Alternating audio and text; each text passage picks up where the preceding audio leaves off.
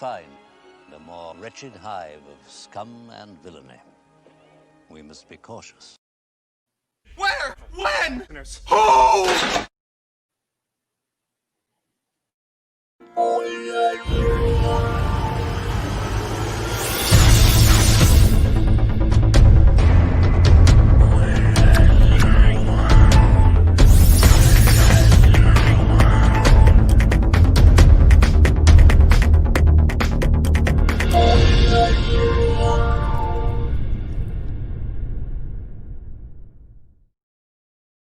What's up, nerd family? Welcome once again to the Poindexter Lounge. My name is Enosh, aka Enosh Fett, and it is good to have you with me in the lounge today. Now, look, if this is your first time to the lounge, where you been? Where you been? What you been doing? Come on, we've been around here for a while now. You should have been here by now. But you know what? I understand it. I get it. The YouTube algorithm doesn't always point people in our direction, but that's okay because you're here now. And I'm here now, and we're here with our big group of friends, and it's okay. We're going to have a good time tonight. But hey, if this is your first time, just know that the Poindexter Lounge is a place for nerds. It's a place where you and me and my crew, meaning all of you, because I truly mean it when I say that you guys are our nerd family. We consider you guys our nerd family. So our crew can get together and we can talk about all the things that we love, things like TV shows, movies, games, sci-fi, fantasy, comic books, superheroes, toys, the nonsense that's out there on the internet when it comes to all of our fandoms, and so much more. And if those are things, ladies and gentlemen, that you enjoy, that get your blood flowing, that get you up in the morning, get your lightsaber ignited, get your nonsense meter just tripping off the other end and breaking off totally, then hey, you have found the right place. And so because of that, we would love to have you be a part of what we're doing here. So please hit that subscribe button as well as that notification bell so that you know when we put out new videos, because we're constantly putting out new videos. We haven't been on now in the last couple of days just because, you know, Thanksgiving weekend and all that good stuff here in the United States. And so we've enjoyed some time off with our families and things like that. But hey, it's Monday. It's time to get back to action. It's time to get back to doing what we do, and we want you to be here for that. So please hit that subscribe button and become a part of what we're doing. Before we jump into the evening, I do want to say a special thank you to everyone who supports the channel. You guys are phenomenal. You know who you are. But hey, all of our Patreon subscribers, thank you guys so much to all of our patrons and all of you who give super chats and support the channel in many different ways. We're so very grateful to you guys. We're so thankful that you guys you know, back the channel and that you support what we do here and you allow us to be able to upgrade the channel and to be able to do things like tonight. For the very first time, ladies and gentlemen, we're broadcasting to you in clear, crystal clear HD 1080p quality, thanks to good people like these people right here who are our Patreon subscribers and all those who give super chats. And of course, also all of our members. Yes, that's right. We offer memberships here at the Poindexter Lounge. All of you who are members, thank you guys so much for all that you do. And of course, with that, there are perks galore that you guys can be a part of. You guys get really cool emoticons that you guys can use during the episode and show your support that way and show your enthusiasm that way and that you're excited. And, you know, stuff like this, you'll yell to, "Ooh, yeah, ooh, yeah," giving it all you got there. Yeah. And just all kinds of other fun stuff here on the channel while we're going. And so, hey, we'd love to have you be a member. And memberships are really super easy and super simple. And they don't cost that much at all. As low as I think the memberships go as low as $1.99, and the Patreon is as low as $1. You get exclusive content like right now on both the memberships and the Patreon channel. There is an exclusive video up right now. It is my interview with Jordan. It's Keys from TikTok, I should say. And YouTube, he actually has a YouTube channel too, so we want to give him some support for that. But you guys have seen his videos. We played all kinds of his videos here on the channel. You know, about, you know, we kind of tease him about, kind of tease Dawson about him a little bit. And one of these days, I'm going to have Jordan come and join us here while I have Dawson on, and then that way we can all wear our glasses, and it can look like 3 generations of Dawson. You know, so we'll have young Dawson, middle-aged Dawson, and older Dawson. So there you go.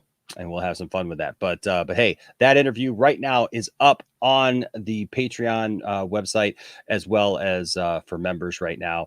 And like I said, it's just right there for you. And so we're just grateful and thankful to everyone who supports the channel. Also, every month we do a giveaway for all of our supporters. And this last month we gave away the Matrix trilogy along with the Animatrix. And so this month we're doing a couple of different ones. So the first half to the middle of the month, we're giving away this poster right here. You say, well, it's all rolled up, Enash. I can't see it.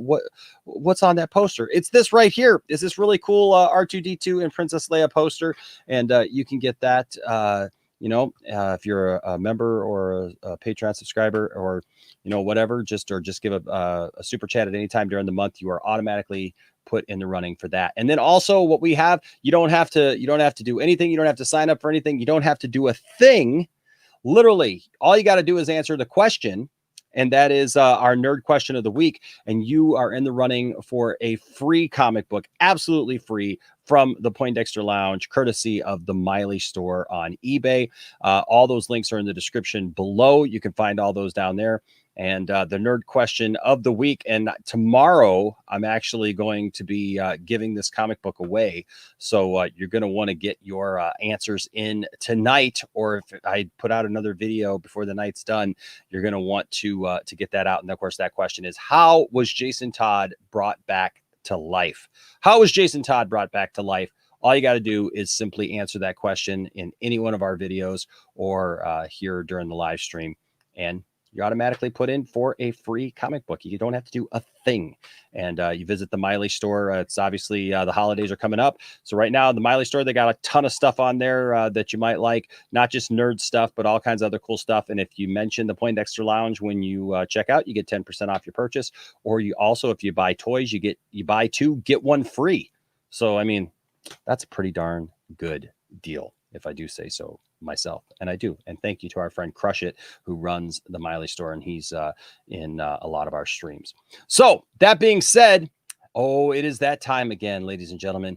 It's that time when the nonsense signal goes up, and it is time to bring in our good friend. That's right, a hero to us all, somebody who I think we've all grown to really love, someone who means a lot to us. Ladies and gentlemen, the signal has gone out. And of course, I mean Jim Carrey. So you're telling me there's a chance? Well, no, I mean our good friend, Mr. Johnny Pop. Here's Johnny. Hello, Johnny! hello. What's Hey, going on, my friend? How are you, sir?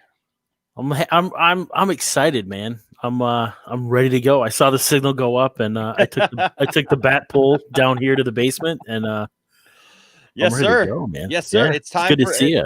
It's time to take on some more nonsense, as it were. Oh man, I'm so ready. It's been a while. Dude, there's so much nonsense in the world and in my life right now that this is just gonna feel so good. I mean, I'm gonna have to apologize in advance to Doomcock and whoever. Like, if I dump on you, it's sorry. Well, tonight, Johnny, we're gonna have a double dose. Yeah. That's right. We're giving the people a double dose, both a Mike Zeroh and a Doomcock video, because Mike Zeroh is actually putting out these short little 6-minute videos. And so I was like, yeah, he's like on the Quibi kick or something like that. I was like, what's going on? And so, you know what? I had to put it out. I had to say, you know what? We're going to do this. And so, first of all, I got to say is Mike Zeroh, little teaser for those of you watching. Mike Zeroh comes up with some stuff that's absolute, like, it shows that Mike Zeroh is at a point now, I think, where he's just running out of even the gumption to even check like the timeline on what he's talking about. He's just like throwing stuff out. At one point in the video, you'll see he's just like, yeah, so just kind of stuff and more stuff, and that's it. And then honestly, this Doomcock video we're gonna watch tonight ends in the most confusing way, Johnny, I have ever seen a Doomcock video end. Oh, this is going to be great. It literally makes absolutely no sense. I mean, I was laughing my butt off. But hey, first of all, guys, you know what? The holidays are coming up. And as you all know, we do have a lot of different t-shirts and things available here at the channel. If you're interested, we all got all kinds of t-shirts and logoed items and stuff. And then, of course, specifically for this show, we do have the Zero Credibility shirt, right? And then we do take 2 of these, and Don't Hold Me Responsible in the Morning Salt shirt. But we've just added a couple of shirts, Johnny. We just added a couple. I know there's some new ones out there. Yeah, we've got the 2 cents on nonsense that our good friend Jordan put together for us. This logo right here, so you can get the 2 cents on nonsense shirt, or everybody's new holiday favorite, Weird Nonsense. So I love that. I just love the fact that that's finally on a shirt, ladies and gentlemen. This is finally on a shirt. Come on, you got to get this, guys. Next time, when Comic-Con rolls around, I need that shirt just to wear it so that people can go, "Hey, I know who they are." And I'm telling you, if it does well, we may throw this one up there too. Oh, that's so amazing. That's saying. It's all up to you guys. It's all up to you guys of how you guys respond to the shirts. So that being said, hello to everyone who's in the chat tonight. It's good to have you guys. Sideline came in earlier and said, "I'm already confused." Who is it? Exactly. TW McKay says, "Yay, I thought you guys were doing it Thursday." Well, we've been doing it Thursdays, but we haven't done it in a while. We couldn't do it this last week, so you know what? We had to come back. What's up, Gavin? SG5, good to see you, sir. What's up, Barcelona B? Always good to see you, of course. LDG, what's up, LDG Pixels? Good to see you, buddy. And who else is in here? What's up, Corey? Good to see you, Corey. What's up, Pelican? My man, Pelican up in the house. Sophie up in the house. Always love her. Yes. Jeff, what's up, Jeff Glotfelty? Good to see you, my friend. Master and None, Brian is up in here. Brian. Heck yeah. Gordon Hill up here. Crockett Johnson checking in. All squadrons check in. Crockett Johnson checking in. That's awesome. That's fantastic. I got to do video of that, or somebody's got to do a video of that, of like the little scene from Star Wars, and like Crockett Johnson. It's been noted. It's been noted. Oh my gosh, that is awesome. Mr. Horror Junkie is in here. Good to see you, sir. Have you seen Joey Tellerico's Mike Zero parodies? They're comedy gold. No, I have not. Tellericio's? Joey Tellerico. Hey, send me a link. I would love to see somebody else's parody of Mike Zero, and do some, maybe even do a little collab at some point. Mark Uno, awesome. Jumping on the collab there. What's up, Jordan? Good to see you, sir. Looking forward to the royalties. Absolutely, man. Let's see. Darth Tasty, my man, Darth Tasty up in here. Yes. Heck yeah. Geeks Cosmics up in here says, "I'm ready for the salt." And Phoenix Night Flame says, "Hey guys, did you see Variety's article about the top 10 streaming shows in the blurb that the first 9 episodes of Mando hit 1 billion hours viewed in one?" We all know that that's impossible, Phoenix, because it only had 42,000 views according to Doomcock. During the first weekend. I think I sent you that article earlier, Enosh. I was like, hashtag Doomcock lied. Like it's such a joke. He's everything around him is like falling apart. Like nothing he says is everything he says is being proven wrong. It's great. I know, I love it. Aaron Entertainment says, "Heard Kathleen Kennedy bought both shirts." TW McKay, our good friend who has been mistaken for Mike Zero. Hey, Johnny, did you see that video with Which TW? one? Oh, okay. Yeah. Where like we're still not really sure what to make of this so far, as if TW is actually Mike Zero or not. So she's a girl and she's my friend, but she's not my girlfriend. Yeah. Not my girlfriend. So everybody's loving the shirts. That's awesome. Glad to hear. And so it's good to have everybody. What's up? Zay9XX says, "Hi, new subscriber. Love your content. Thank you so much, Zay. Thank you. We're glad to have you and along for the ride, man. That is awesome. So glad that you are here. Kenneth is here, says, I know that they have not shown it officially yet, but what do you think of the leaked pictures of Tyler's new Superman suit for CW, Superman and Lois? Just real quick, I will say all I have seen so far is just the little kind of in the shadows thing. I mean, it looked good so far. I don't know if there's a bigger or better picture so far. I don't know. I haven't seen it. But I definitely love to see it. So Pelican says, before we talk nonsense, you know what? I actually have a video on this here on the channel about Chris Hemsworth playing Hulk Hogan. You know what? I'm all for it, man. I'm all for it. And I can't wait to see what he does. Kenneth says, I love the fact that you're a huge Superman fan. Well, so am I. Absolutely, buddy. Right there, man. We hit them so hard, we leave a Bizarro print right on their forehead. Exactly. All right. So many statements already in the comment section that we can't get to all of them right now, but definitely going to read them. And thank you guys so much. Keep it going throughout the stream. Remember, the stream is dependent upon you. Because you guys make the stream awesome with your jokes and your quips, and people even send us stuff during the show. I mean, so many of our favorite pictures and stuff like that have come during the show. You know, that people send via Twitter or whatever, and during the show, and we try to get them up if we can. But Johnny, I think it's about that time, buddy. Oh yeah, I think it's about time to bring forth the rhythm and the rhyme. Always getting mine, so get yours. I want to see sweat coming out your pores. Heck yeah. Right.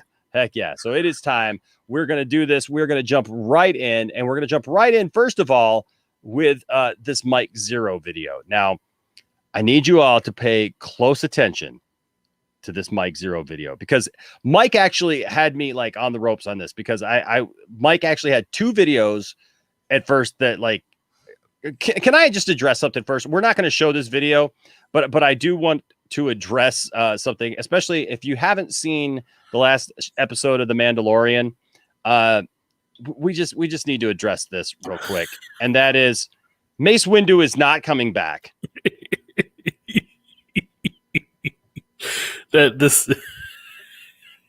Yes, he has a whole video. This one was, I did see this one the other day. This one was good. Whole stinking video on this, man. And I was just like, oh, do we do this one? Because, but I mean, you can see here. Like, he takes the, you gotta love look at the, at the thumbnail for it. Well, I know his thumbnail's cool. I mean, he like totally took that, still from glass and like made it like awesome, but like, it's just like, no, he's not coming back. Or maybe he is, but if he is, I doubt Mike Zeroh knows anything about it. Oh, I know. Well, and the thing is, folks, is look, I got a lot of theories on that. I will talk theories all day. First of all, can we just preface this whole show by saying, look, what we are about to do, we're going to have some fun. We're going to poke some fun at a couple of guys who put out a lot of Star Wars theories. I use that term loosely because they're not really theories at this point. These guys basically just make stuff up and they put it out there for clicks and views and to get people all riled up. And my point at this point, at this time, is just that this is nonsense. It's a bunch of nonsense, and we're going to poke fun at it. We're going to make fun of it. In no way do we mean this as some personal attack against anyone, or to say anything about anybody personally. We are judging the content completely. And I think that it's fair that if somebody puts something out on the internet and they have these ideas and these things that they are claiming are going to happen or are true, that we should all be held responsible for whatever we put out on the internet, as far as, things like that. And so that's what we're judging here today. We're not trying to be mean. We're not trying to, say anything bad about anybody. We're just putting it out there that this is nonsense, and we're going to call it on what it is. Exactly. All right, man. Well, I am ready to go with this first video. Now, what do you think, Johnny? Do you think that we'll get? What do you think is going to happen here in the very beginning of this video? Well, he's probably going to list off Bob Iger, Bob Chapin. Bob Chapin? Bob Chapin. Who's Bob Chapin? Did I miss something? Who's Bob Chapin? Chapek. And then, he'll list off like Dave Filoni, John Favreau. But see, he won't say Favreau. He says he does say Favreau. He does say it the right way. He'll throw everybody's name out there. He'll throw Kathleen Kennedy out there. Heck yeah. He'll throw, Disney, Lucasfilm. I think that's what he's going to do near the start after he says, make sure you like and subscribe for more Star Wars content. Absolutely. All right. I mean, it's been noted he has kind of a similar delivery in every video. Oh, I'm sorry. I'm looking at something that just popped up on my screen, and so I just have to make an adjustment here. And Chris Terrio. It's right. He'll say Chris Terrio. Chris Terrio's a given. Chris Terrio's. It used to be, but no longer. We no longer get the fun Chris Terrio stuff because Chris Terrio's no longer writing Star Wars. So no. So unfortunately, okay. Well, here we go. I am ready to go, and I've got the video up now, and we're gonna watch this about how Ahsoka Tano. Now, first of all, if you have not seen the latest episode of The Mandalorian, spoilers are going to abound for this. And I don't see Ahsoka Tano as being a spoiler for this because we all knew she was coming. Plus, it's been like 4 days since the episode came out. So you've had a chance. You've had time to watch it. Exactly. Here we go. Ahsoka Tano Star Wars leak just changed everything, Johnny. Everything? Everything. Even the Ewoks? Wait, what part of everything didn't you hear? Sorry. Okay. I mean, it changed Salacious Crumb. It changed the Ewoks. It changed the holiday special. Oh, man. Johnny, it changed everything. Literally everything. Star Wars explained. How many Zeroh? I wonder, we should tally up how many of his videos state that something changed everything. I love how I've just left this thing spinning here. It's like anticipation. It's like the hamster wheel in Mike's head. All right, here we go. Mike Zeroh, live from Mom's house. That's the live event. Now, I think it's pretty safe to say that by far one of the most successful Star Wars characters within the Star Wars franchise is without a doubt Luke Skywalker. It's one of the main things as to why. What? Hold on. I wasn't expecting that. This is a video about Ahsoka Tano, and he's coming right out with Luke Skywalker, man. It's one of the main things as to why. Like, really? I don't. There's only been people like name their kids after him and all that. Like, you're like 40 years too late. Yeah, I just realized one of the most famous people in Star Wars is Luke Skywalker. I think it's safe to say that's a safe bet. He's trying to go with the safe bet here, man. It's safe to say that Star Wars enjoys space. Really? It's safe to say that Star Wars is something created by George Lucas that came out in 1977. You might as well say it's safe to say that kids like lightsabers. Really? And you're not setting the world on fire yet here, Mike. So he's puckering up there. Look at him. He's got the pucker going. He's looking for Kathleen Kennedy. He's gonna find her and give her a big old smooch. Exactly. He's getting up some courage. See, this used to be him, but now this is him. Look at this, Mr. Suave right there. Look at Mike. He's all kind of like, hey baby, I'm Mike Zeroh. See that dartboard back there? I hit a bullseye earlier. Oh, actually, that bull. I just noticed this for the first time, ladies and gentlemen. There is a bullseye in the dartboard. Not just bullseye; it's in the center. That's double bullseye.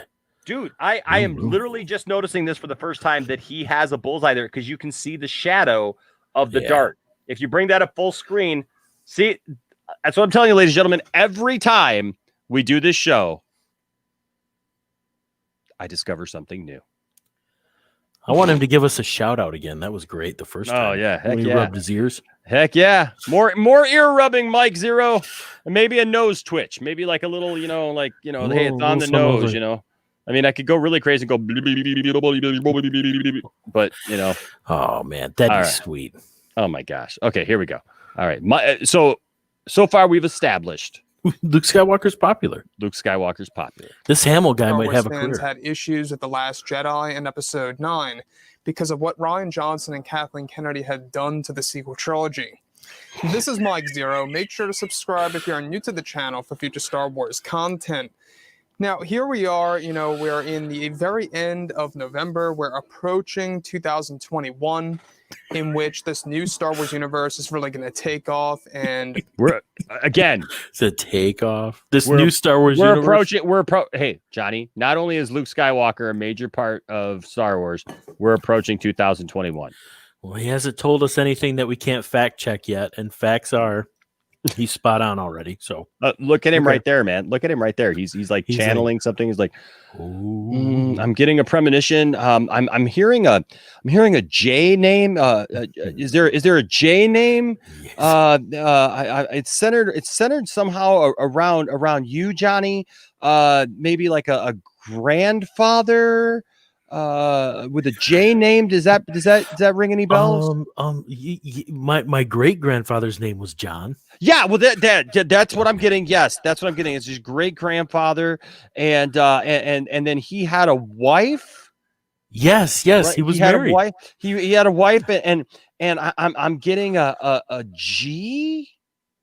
A G. He owned a gravel pit. Oh, okay. And something around her name is kind of it's like a G as well. She was my great grandma. Oh, that's it completely. Oh, yes. Okay. I love it. Master Notes crossing over with Enosh. Exactly. Oh man. This is great. This is gonna be a good one. Okay. I just love that still. I just don't even want to take it off that still. That's just a great still of Mike Zeroh right there. I'm sorry. It's just really introduced some amazing aspects to the franchise by Jon Favreau, Dave Filoni, George Lucas, and others to really and others.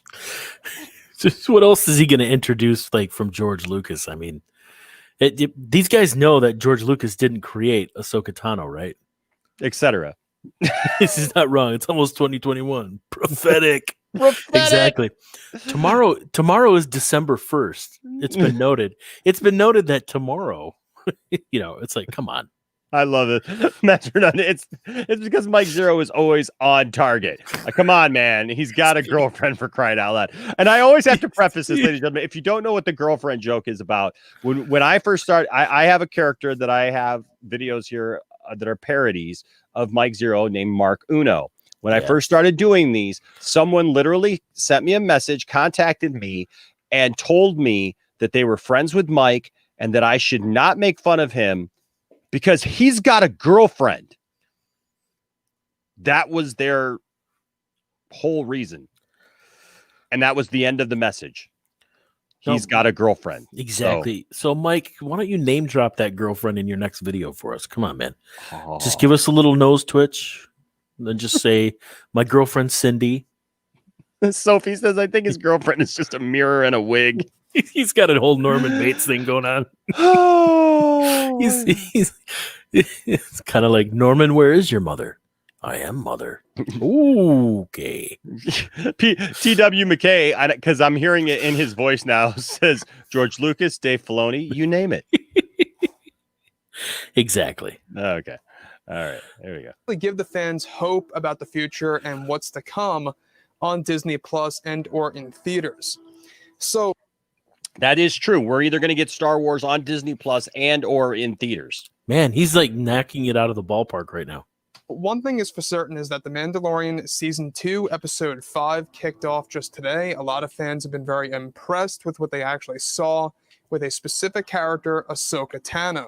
Now, Ahsoka Tano being portrayed by Rosario Dawson, a lot of fans, for the most part, seem to actually like how she handled the character. The only thing that I think a lot of fans got to get used to is the voice change. It seems like that Rosario has a lower voice. Because she's not the same actress that played her in the cartoon. What was she supposed to do? Do an impression? Like, give me a break. I love it. It seems like Rosario Dawson has a lower voice than the voice. Fans are just gonna have to get used to that. Honestly, though, I will say this: like Johnny, I could do a whole video on the fact of how disappointed I am in Star Wars fans. The people who have I have literally seen attacking The Mandalorian in the last couple of days over Rosario Dawson and her portrayal as Ahsoka Tano. Besides, but by the way, it's Ahsoka Tano, not Ahsoka Tano or whatever he was calling her. He said like a long A or something. Yeah, like that. It's Ahsoka Tano. Yeah, it's Ahsoka Tano. It's Ahsoka Tano cover. Yeah. I mean, like there's I mean, I think I can't remember where I read it, so I'm not going to say this is 100%, but I thought would you might even say take it with a grain of salt. Exactly. Yes, take this with a grain of salt. But I thought I read something either on Twitter or in an interview where Dave Filoni was just really impressed with the way Rosario Dawson, played the character because he's the one that originally conceived of, wrote, and directed this character in her animated form, and now he's brought her to life in live action. So I think if he's okay with her voice, then people just need to just let it go and get over it. Yeah, I know. Phoenix here does bring a good point. Like they've gone after her because the appendages. Oh yeah. Are they called mortals? I thought they were called something else. Are too short apparently, even though there is a legit reason for it. They'd be flopping around too much if they were physics. Much larger. They work in a cartoon, but they don't work in the physical world, so I mean it's just the way it is, man. It's kind of like Anakin looks like he's about 3 feet taller in the animated universe that he does in real life. Well, look, so, I can't get into all of my that's right, Sophie, they're called Leku. That's right. Now look, I've got my own theories about where they're going with all this on the show, but that's not what we're here to do. We're here to make fun of this. Oh yeah, I got a cool theory about that. I want to do a whole other video of my theories on just where they're going with this season of The Mandalorian and beyond. But like I said, that's not what we're here to do. We're here to see why he's doing a video about Ahsoka Tano that started off with Luke Skywalker and now has a picture of Rey in it. So so let's figure that out. He's got to be like, because he's got to be like, okay. Yeah, let's figure that part out. One girl that's okay, one girl you can hate. Okay, yes, that's the way it is. As Ahsoka Tano. That's just my take on things. Tano. Now, beyond all of this, what's really exciting all has to do with future Mandalorian seasons, beyond season 2, and what it has to do with the character of Ahsoka Tano and other characters. Oh, he got it right that time. He said Tano. Now, specifically, what's really exciting about all of this is that with the Skywalker saga now over, just and the tell us trilogy a thing of the past. For God's sake, both Disney and Lucasfilm are focused on their new Star Wars universe and their new trilogy of movies. Okay. Oh my Lord. God, is he ever going to get to the point? It's like, and what I was saying about, and they're focused on Lucasfilm is writing comic books and movies and selling tickets to theme parks and Star Wars and oh my gosh, it's like, guys, come on. Oh my gosh, get to it, please. Just get to the point, Mike. Please, Mike.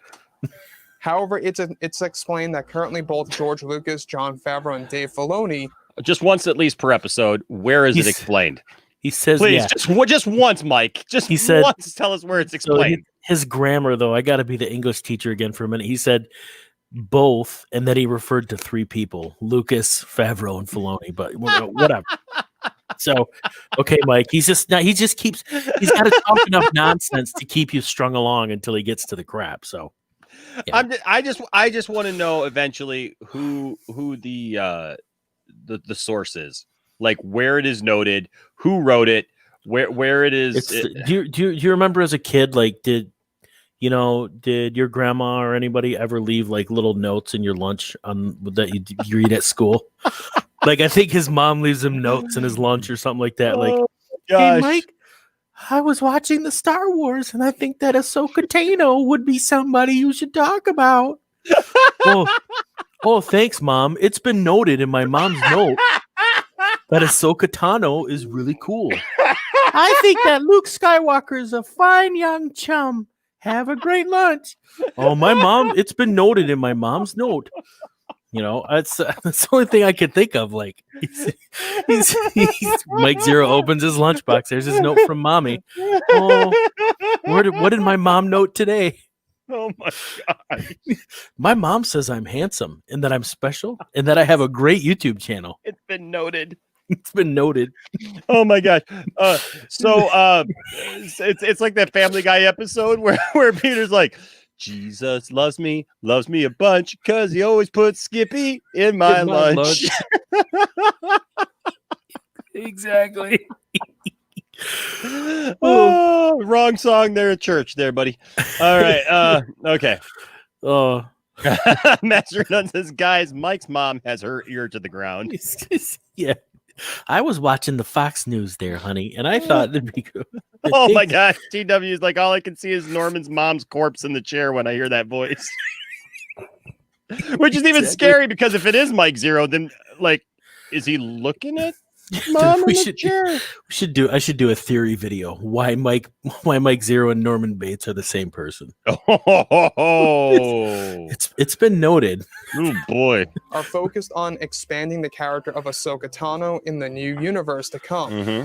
Yes. Now, it's described that currently Jon Favreau is working on a major side story for Ahsoka Tano. I think he said there it's ascribed or it's subscribed. What did he say there? It's described. He said it's described that Jon Favreau's working on a new side story for Ahsoka Tano. Okay. Yo, that's right. Because check out the side story, folks. Got the side story coming up. Like even Ahsoka here looks a little concerned.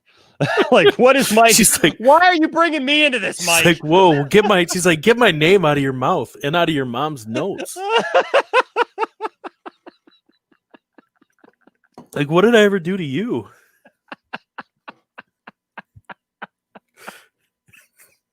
She looks worried.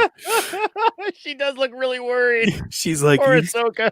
She's like, I don't know if I want to be handled by Jon Favreau or Dave Filoni. Poor Ahsoka. She's like, oh my gosh, is this what this is gonna mean now that I'm in the Mandalorian? I should have never signed up. I got Mike Zeroh talking about me. Oh no. He's giving me side stories. All these men. Okay. Oh my gosh. Excuse me, Ahsoka, do you know what an incel is? Oh. In The Mandalorian Season 4, where Ahsoka is described to hold knowledge of Palpatine's granddaughter that is hidden somewhere in the galaxy. No, it's not going to have anything to do with that. Okay, folks, can I almost feel like I should keep this until the end, but I can't keep this till the end. What he's literally saying here, folks, is that Ahsoka is going to have secret knowledge of Palpatine's secret granddaughter, okay, out in the galaxy somewhere. You want to know what the problem is with that? She hasn't been born yet. Johnny, spoiler. I mean, I'm just like, what kind of moron is this? Like, he's just okay, folks. I'm sorry, but when I saw that, this is why I had to do a twofer, because I was trying to do my due diligence, Johnny. I was trying to decide what we were going to watch for tonight, and I watched the Doomcock video, and I was like, man, that Doomcock video is really good. We're going to get to that, but this is what I saw, and when he says that Ahsoka has knowledge of Palpatine's secret granddaughter out in the galaxy somewhere, and this is taking place in season 4 of The Mandalorian, even if it is season 4, Johnny, the sequels take place, 30 years after Return of the Jedi? Exactly. This takes place literally 5 years after. So that's 25 more years. She's not 25. Yeah, how old is Rey supposed to be when we meet her? I don't know, but she's not that old. Not supposed to be 25 though. I mean, so no. It's like no. So what is how does he gonna fit this in with the ending of Rebels then? I'm just, I know. Yeah, dude, I'm just saying, this is so dumb because it's literally, he's making this. I mean, look, he makes up everything. Okay, we all know that by this point. He's got a source. But like, yeah, literally, like, pretty sure Rey is like 18 to 20 years old. Kind of like in that same, like Luke and Leia were about 18 at this, at the time of A New Hope. They were old enough, but yet not too old. And no.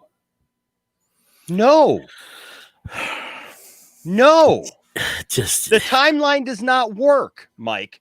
You needed to come up with something better because she does not. I mean, unless there's another granddaughter. Oh my gosh.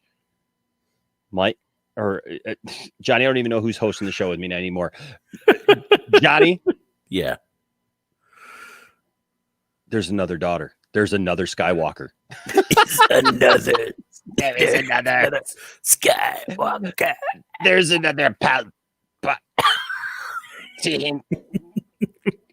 That is another Palpatine.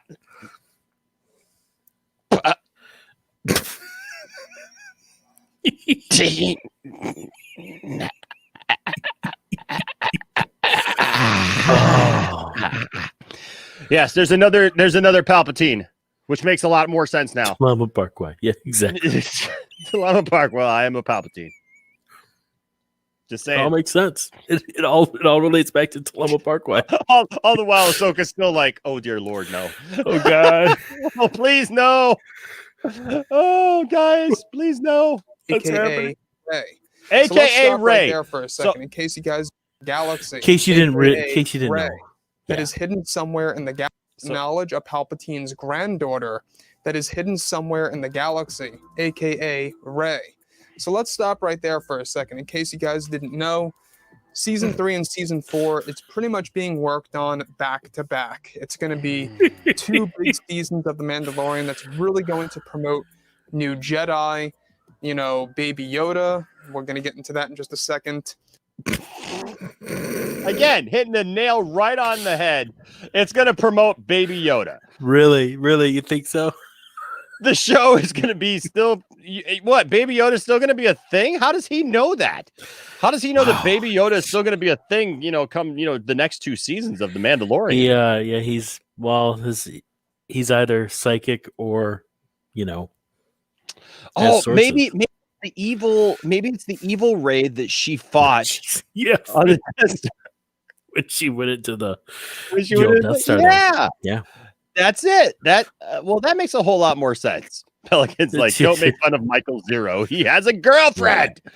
Exactly. Well, even TW has nothing. TW has nothing. He's just like Barcy and Brian are like, he's got a name. It's Grogu. Yeah. So I mean, maybe I don't think Mike even watched this episode if he's still calling him Baby Yoda. We'll get back to that in a minute. He says. Yeah. Exactly. Didn't he? Thank you, Zay. That's exactly what I said. It sounded like he was running out of ideas. It was just like, and a granddaughter and Baby Yoda and other Jedi will be there too, and so forth and such on. And what we need is more maps for the people in the Iraqs so that they will know where to find those places on the maps, and the Jedis with the swords of the laser. The Crisis on Infinite Rays. It's the new 52 Rey. It's the Sophie says maybe the owl is a Palpatine. Could be. It's possible. Barcelona says, I swear I'm starting to think Mike has never seen Star Wars. Yeah, he sees it through his mother's eyes. Yes. Oh my gosh. Oh my gosh. Okay. Oh, Mike, okay. This is good so far. Come on, Mike. I'm telling you, man. And more to come with Jedi temples. More to come with Jedi temples, even. as well as the character of Luke Skywalker and Anakin Skywalker. Let's not forget about that. Damn, let's not forget about those guys too. We're throwing everything in the kitchen sink in at this point. How are they going to get in there? Look, there's going to be Jedis, there's going to be temples, baby Yoda's going to be there. There's going to be Luke Skywalker, even Anakin Skywalker. Don't forget about that. He's like Ewok. Oh, Jar Jar makes an appearance. B. Arthur's character's coming back from the holiday special. Ahsoka Tano's going to be. Oh, I already said that. Ahsoka Tano's going to be there. Ezra Bridger or Ezra Miller. Both of them are going to be there. Both Ezras are going to be there. Everybody's going to be there. Snyder cut. Lucas cut. It's pretty soon they'll be like, well, Rosario Dawson, she's filming scenes to fill out the Lucas cut. He's literally just saying names. He's like that kid in middle school or junior high, that would be like, Ray's coming to my party and Marcy's coming and I invited the whole football team and those guys that play basketball before school in the morning, they're coming and my math teacher's coming. Anakin. Where? Anakin? Where? Kalel, no. Anakin goes flying into the side of the sail barge. It's all getting rewrote. It's like Oprah. And you get a show, and you get a show, and you're on the show. Everybody's on The Mandalorian. Everybody is here.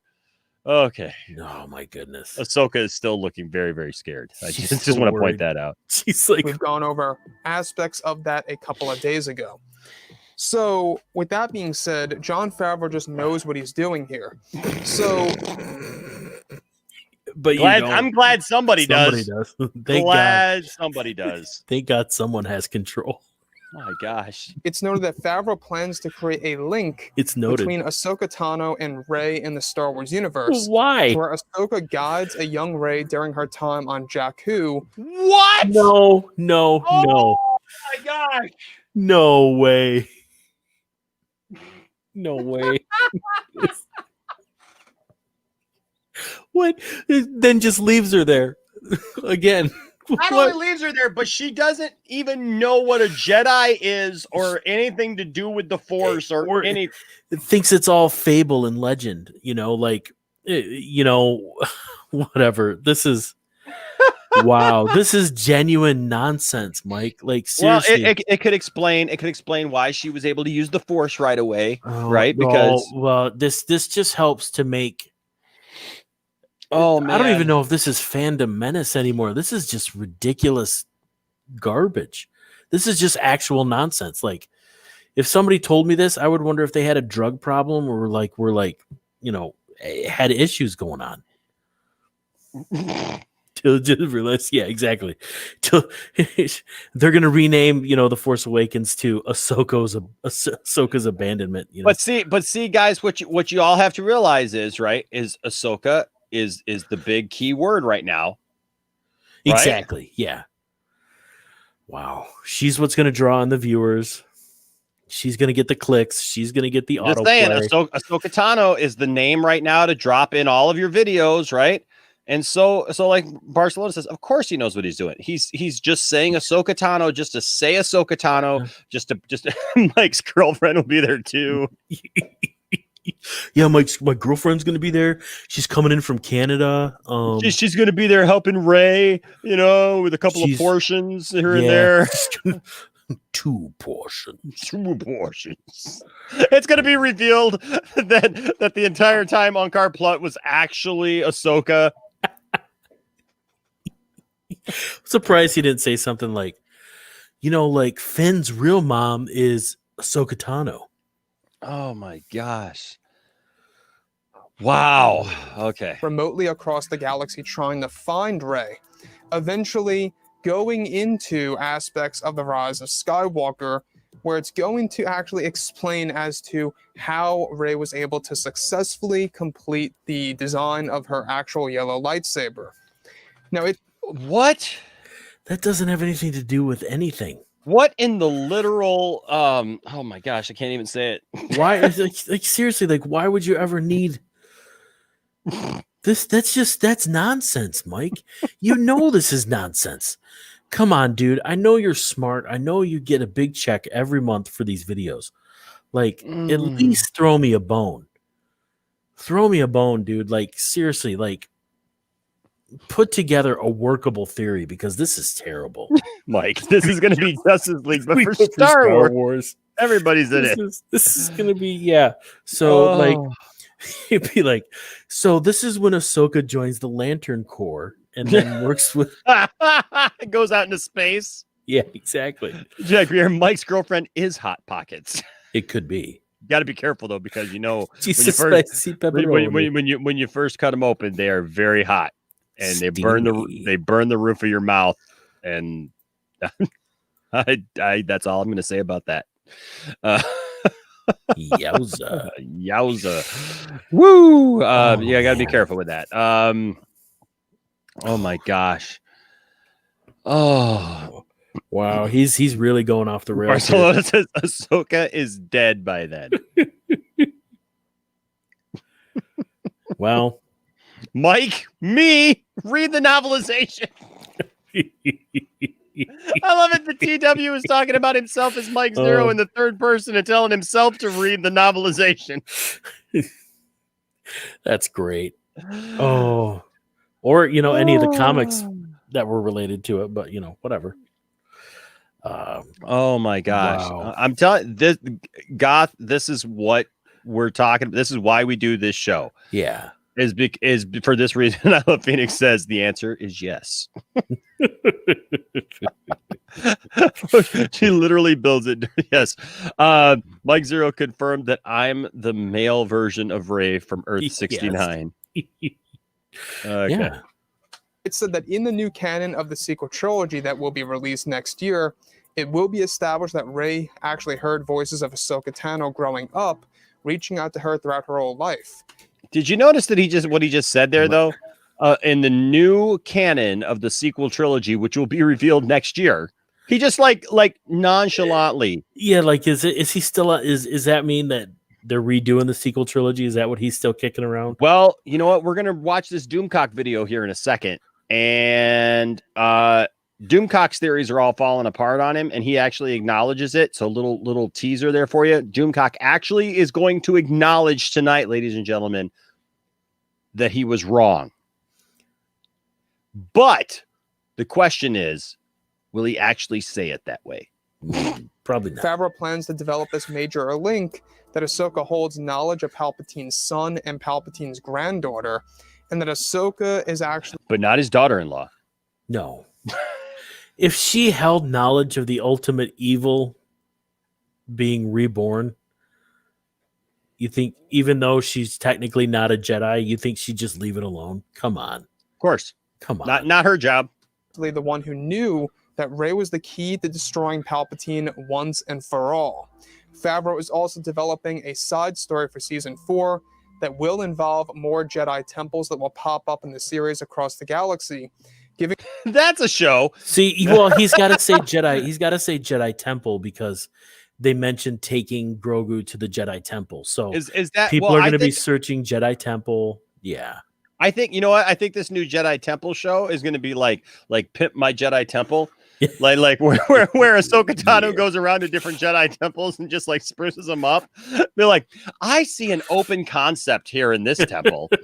Oh, I see you've gone for late Skywalker here. Oh my gosh, I could live with that. Oh my gosh, I'm guessing it's Vorsi or Vorsai. I apologize if I got that name wrong. I really do apologize.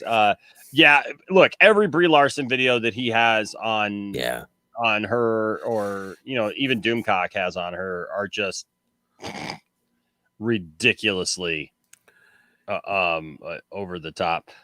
TW says, I thought the purpose of the new sequel trilogy was to erase Rey.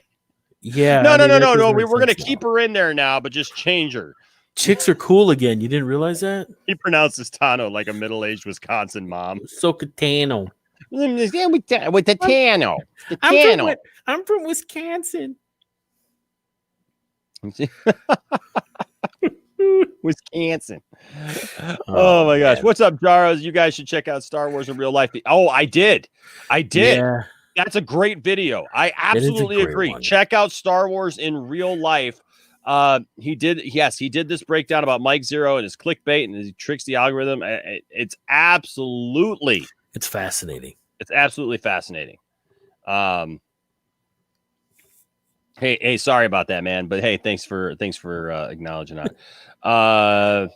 Zay says, I'm saying that somebody asked him if he was enjoying the channel, and he says, I am. I really needed something to cheer me up this week. Laid off due to COVID a few weeks ago, and this is sorry to hear that, man. Hey, Zay, I'm so glad, man, that we can bring a little bit of little bit of joy and a little bit of laughter.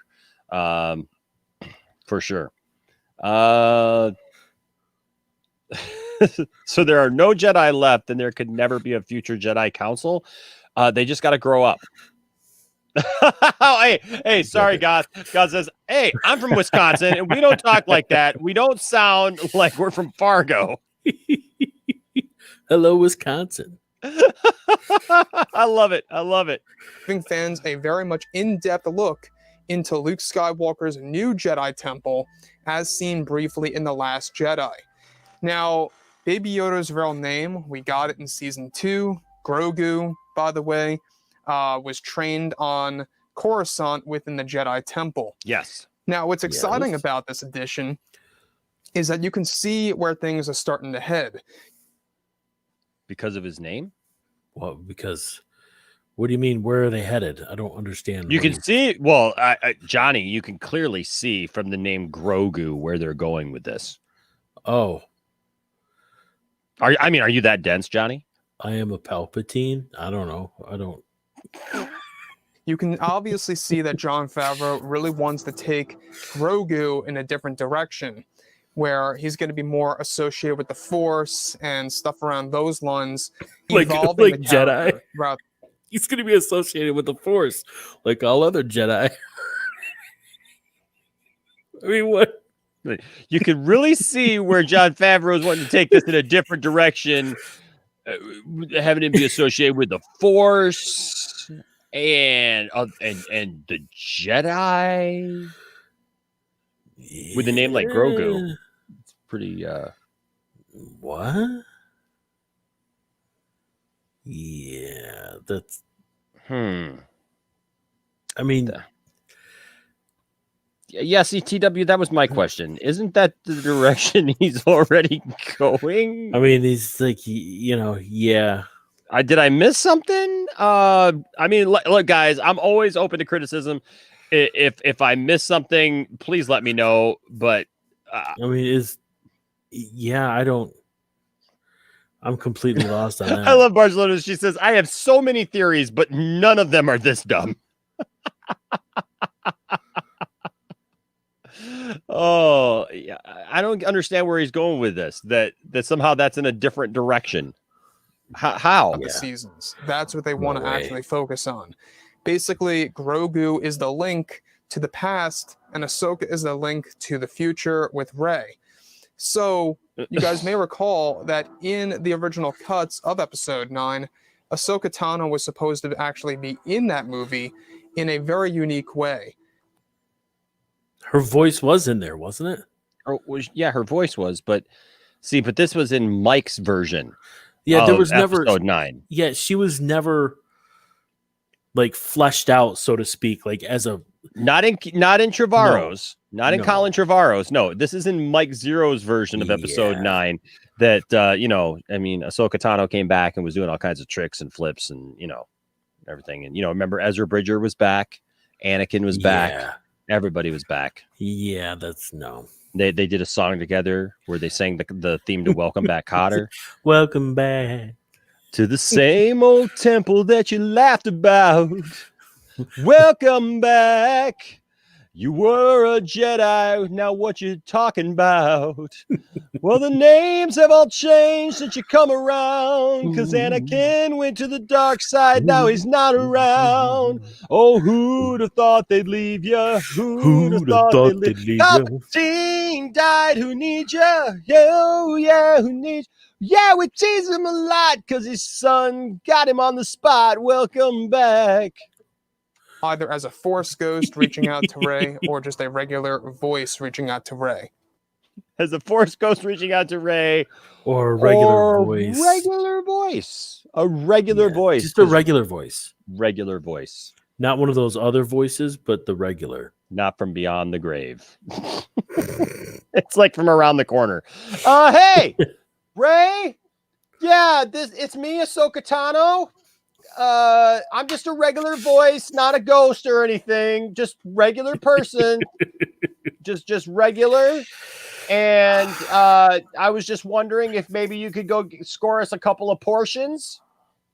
Yeah, like back in the old days when I used to, raise you. Yeah. Yeah. When I raised you over there on Jakku and was like visiting you all the time and stuff and training you before you knew what the Force was. Sorry I didn't tell you that I knew who your parents were and that you were, really born to be a Jedi. Sorry.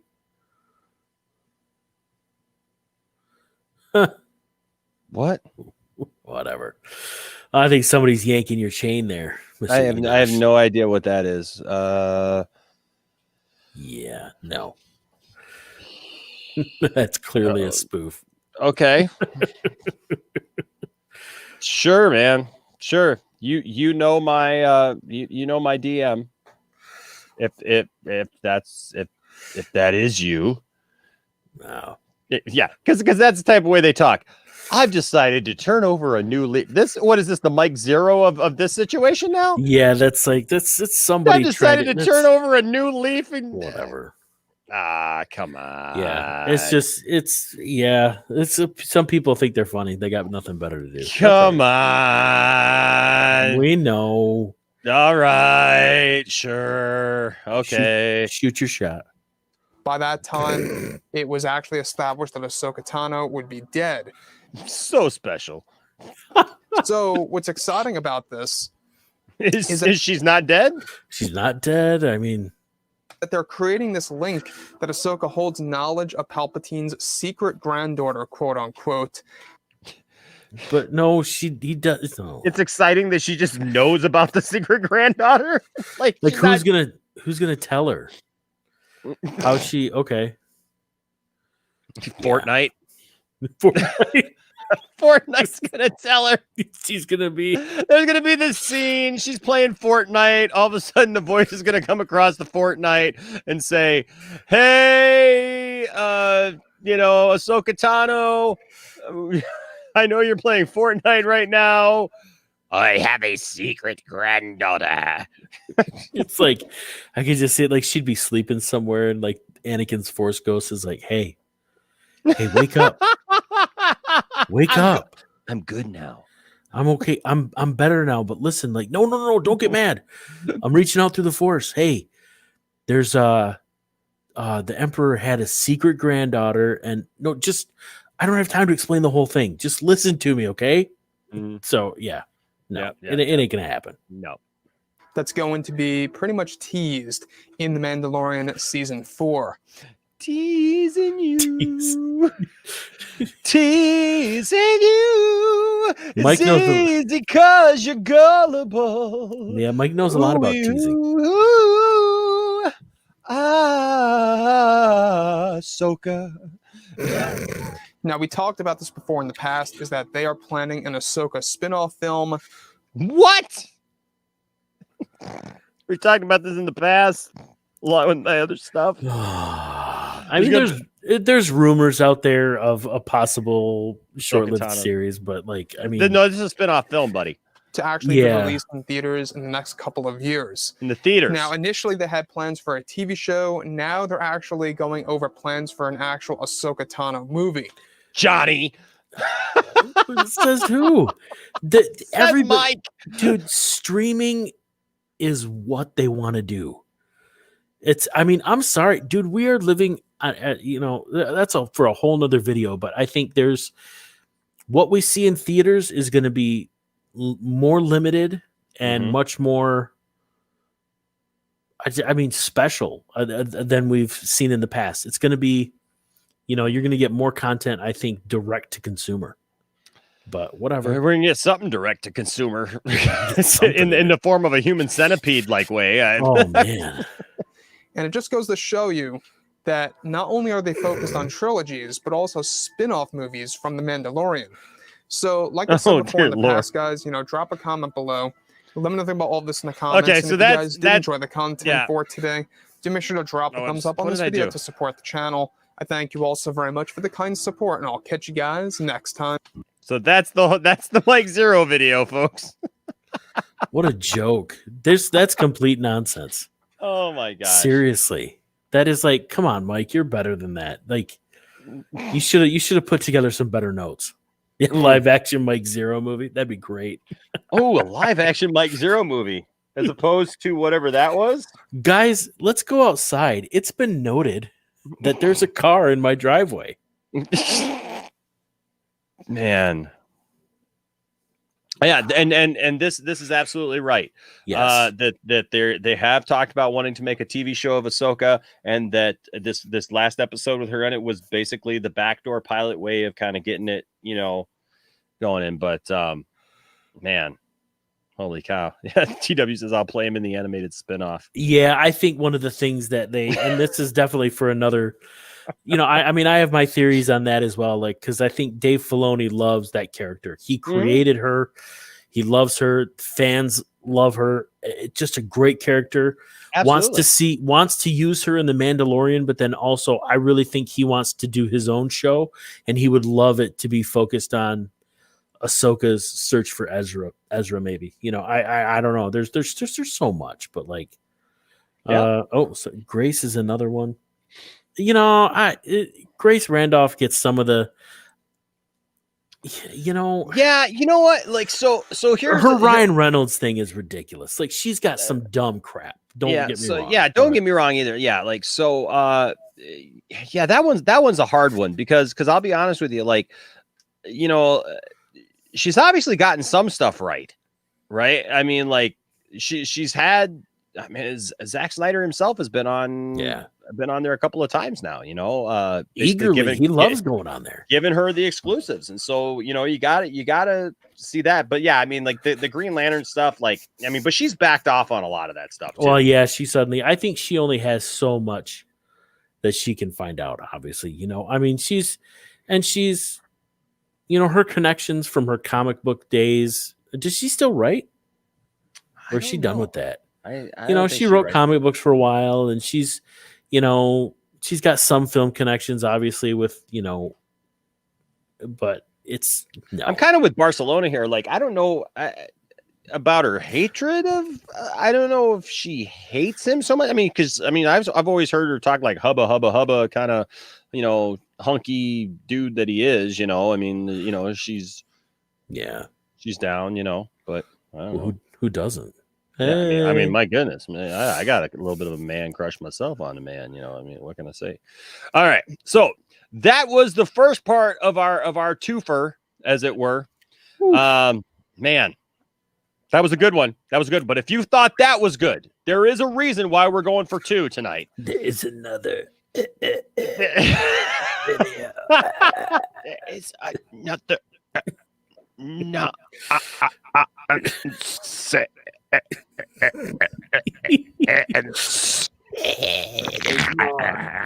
Yeah, there's more.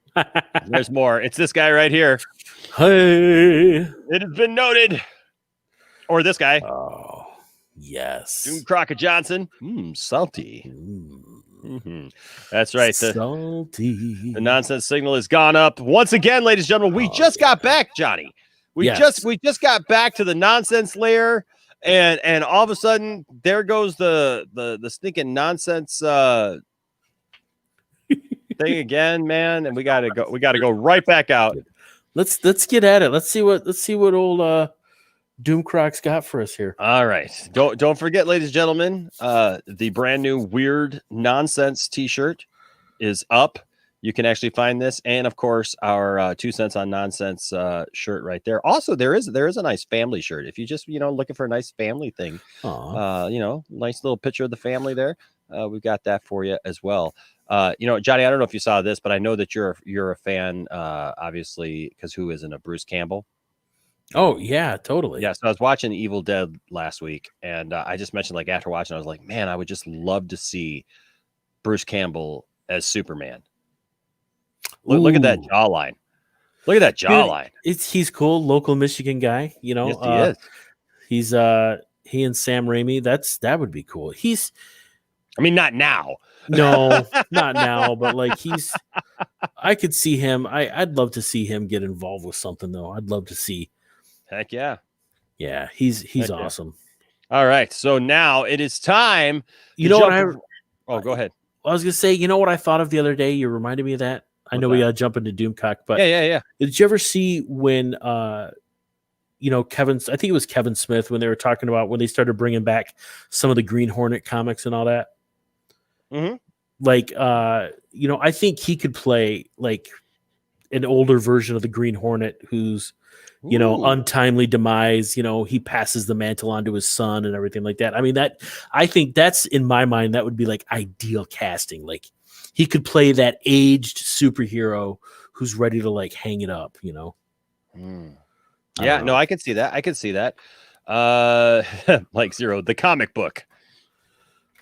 Rasha made it. Hey, what's up, Rasha? Good to see you, Rasha. And the house went down for Rasha. Everybody's like, yeah, what's up, Rasha?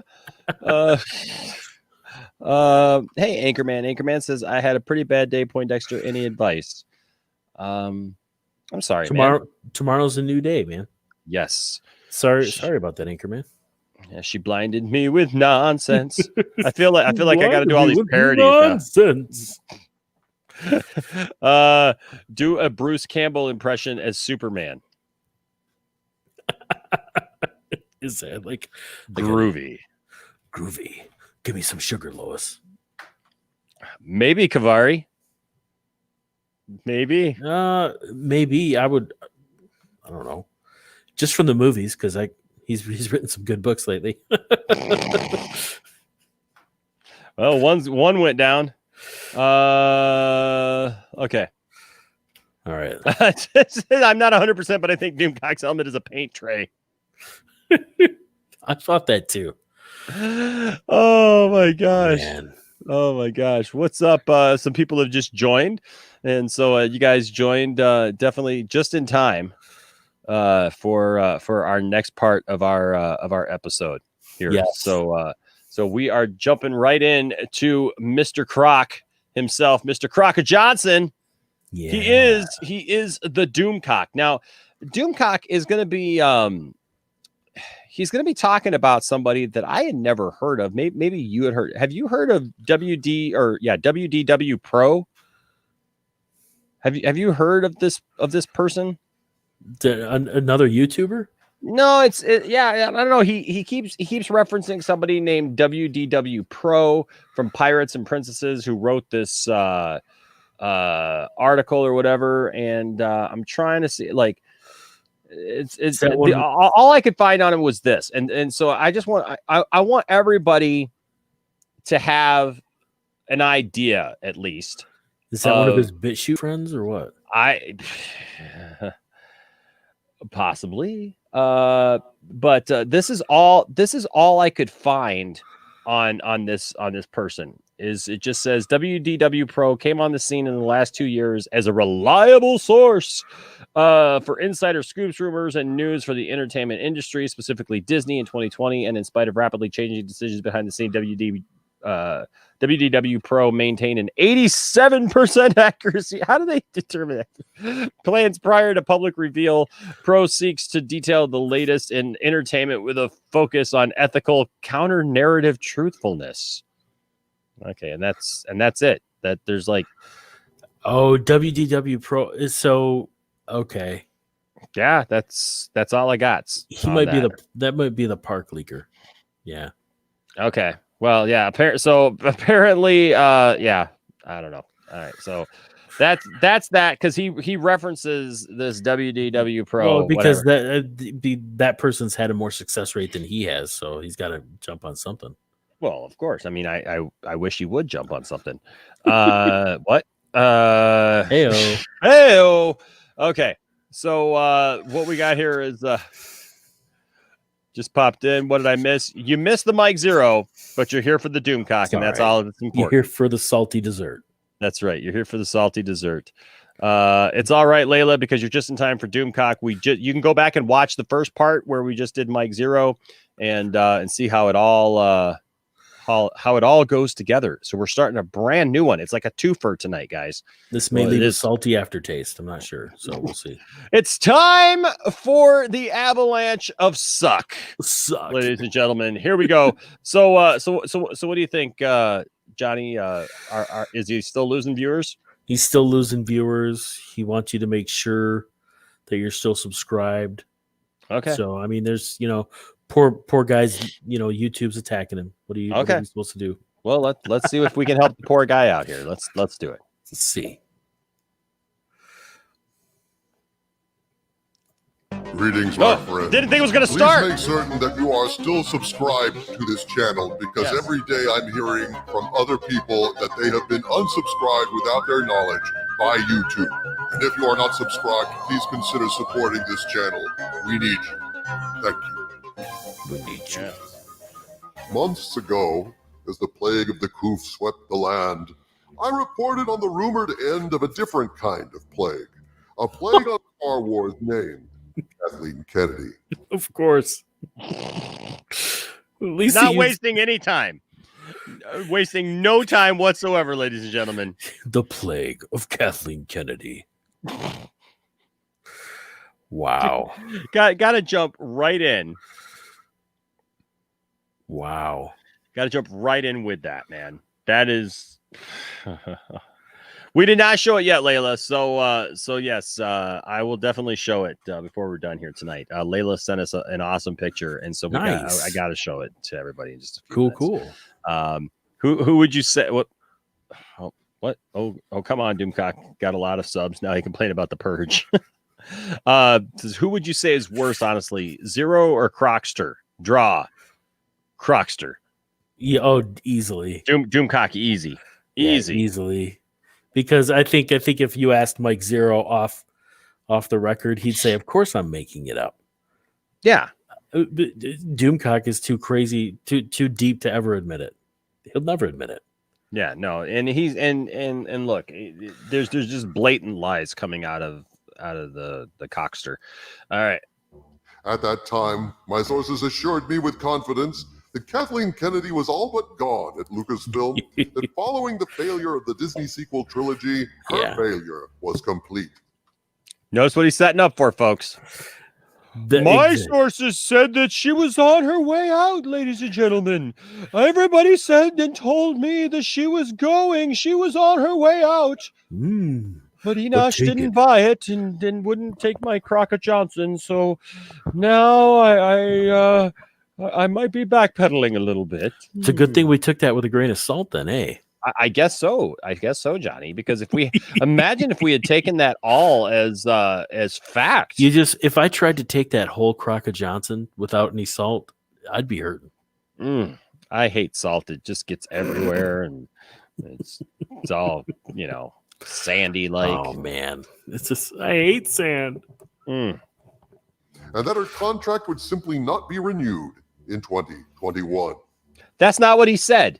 That's not what he said. He said that she was fired, basically. He said that she was fired. Between him and Mike Zeroh, she's been fired up teen times now. She's been fired several times this year. Several times this year. He's so full of it. I am convinced that this was the plan. Several sources have... I'm convinced that I was right still. This was the plan. It was, but, It was the plan, but not anymore because I needed to change it. Yeah, there's a big butt coming. Look out. Okay. Confirmed it. And the fact that The Mandalorian has been refreshingly free of the taint of identity politics and woke wankery. Well, I don't know. There's a taint that I'm listening to right now. Wanker. Has supported the rumor that Kathleen Kennedy's influence over Star Wars at Lucasfilm has waned. Too late, perhaps, to save the franchise true, but nevertheless, thus far, after 1.5 seasons, The Mandalorian has proven itself to be something you can watch without fear of being inundated with Kennedy's brand of girl power politics. But yet, just a couple of weeks ago, the whole fandom menace was all up in arms because of Pedro Pascal and all of his left-wing leanings and all the things that he had to say that the Mandalorian was on its way out and that it was horrible. You notice they don't mind Kara because she's a conservative. Yeah, well, I said that. I'm just saying, like, I'm not trying to say one way or the other, but you know, make no bones about it. You know, Doomcock falls on a certain side of the political spectrum. And yes, well, listen. I said this. I said this a couple weeks ago, and I still say it now. And that is, if you allow an actor's politics to affect whether or not you watch a TV show, I don't know what to tell you. You shouldn't do that. You should never let anyone's politics, just because they're on a TV show, if that's how you're going to do it, you're never going to watch a TV show. Because let me tell you something, folks. It takes everybody to make a TV show, a movie, a video game, whatever. There's people on both sides of the aisle working on all of this stuff. And I'm just telling you right now, if you're going to sit there and say, I've seen people this last couple of weeks saying, I'm not watching this show anymore because of this and that, and because of this person's politics and that person's politics. I would never watch another TV show again because I disagree with a lot of people and their politics. Okay. And I've said it many times here on the channel. I don't get into a lot of politics. I don't get into a lot of those things because I think that most of those things really just are divisive. Yes. Right. When you start digging into that stuff, and that's not what the channel is about. The channel is about being a nerd and about nerd culture and all those things. But I'm just saying, if you allow the actor or the director or anybody associated with a TV show or movie, you allow their politics to somehow sneak into your enjoyment of the show, you're going to be very disappointed because you're not going to be able to enjoy anything. Those same people weren't ready to throw away the original trilogy after Mark Hamill shared his views. Yeah, that's true. That's true. Like, you know, I mean, I didn't see them throwing away Luke Skywalker figures. I mean, just come on. It's just another thing for people to jump on and be angry about. And that's the Phoenix put it right, just like what you just said, man. Like, you know, so the thing is, like, there are many people that I looked up to as a kid, many actors that I still look up to that have the exact opposite views of what I have on some points. And guess what? I still enjoy their work. I can still enjoy their work because it has nothing to do with that. Hey, real quick, shout out to Jeremy Harris. Jeremy Harris with a $5 super chat says, insert political comment. So there you go. My political comment is this. I've always voted a split ticket. So take that for what you will. I believe that there are I vote for people. I don't vote for political parties. Exactly. So what Enosh is saying is that he's not exactly straight ticket. We'll leave that one alone.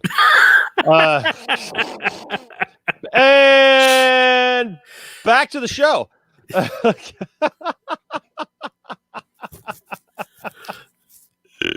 right, here we go. So geez, Kathleen Kennedy, poor Kathleen Kennedy. All right, here we go. This is welcome relief for Star Wars fans, or at least God. for the diminished It's like a bad hemorrhoid. Comparatively few who remain after the debacle of The Last Jedi.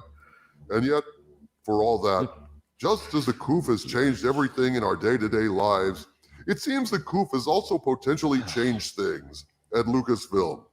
YouTube, can you please make it illegal to say Koof? Please. How is he getting away with that? Koof. Can you just YouTube? Can you make that one of your like tracked words that like you're just like if you say "coof," I don't know. Anyways, And the latest rumor from the highly reliable WDW Pro seems to indicate that Kennedy may not be leaving Lucasfilm as scheduled. wait, what? Oh, really? What? Yeah. Are you telling me that she's not going anywhere? But like all of your agents said that they were that she was on her way out, that she had absolutely no power, that she had absolutely nothing good at all to offer, and that she was on her way out. Now you're telling me, Doomcock, that she might not be out on her ear like you've said this whole time. Exactly. Oh, let's find out more. Let's find out No why. way.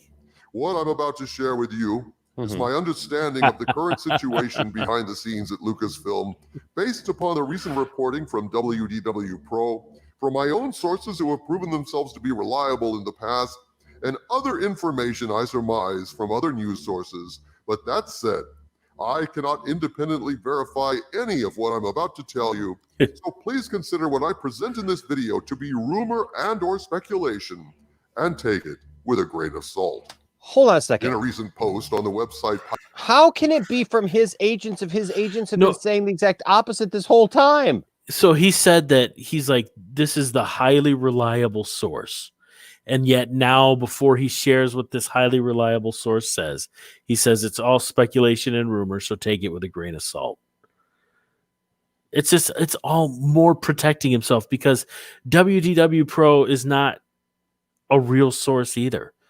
Anybody can make WDW Pro made some, projections and some speculation and stuff about, what would happen with the parks recently, I think, and something else. But and there was some success, but I think they only come out through that blog. So who knows? I mean, just because when the theme park might reopen doesn't mean that you're an insider that has knowledge of how Lucasfilm works. I mean, we're talking about a gigantic company here. Jeez. It's just so crazy. It's just, oh my gosh. And look, they had to choose another unflattering picture for Kathleen Kennedy there. But always. PiratesandPrincesses.com, the highly reliable insider WDW Pro posted an article titled "Disney Plus May Save Kathleen Kennedy's Job." In this post, WDW Pro acknowledges that while it was his or her understanding that Kennedy would be leaving her position as head of Lucasfilm once her contract ended, the situation at Lucasfilm is in flux, and Kennedy may have found a way to resurrect her career from the grave. By, I don't know, maybe making them billions of dollars and doing really well with The Mandalorian?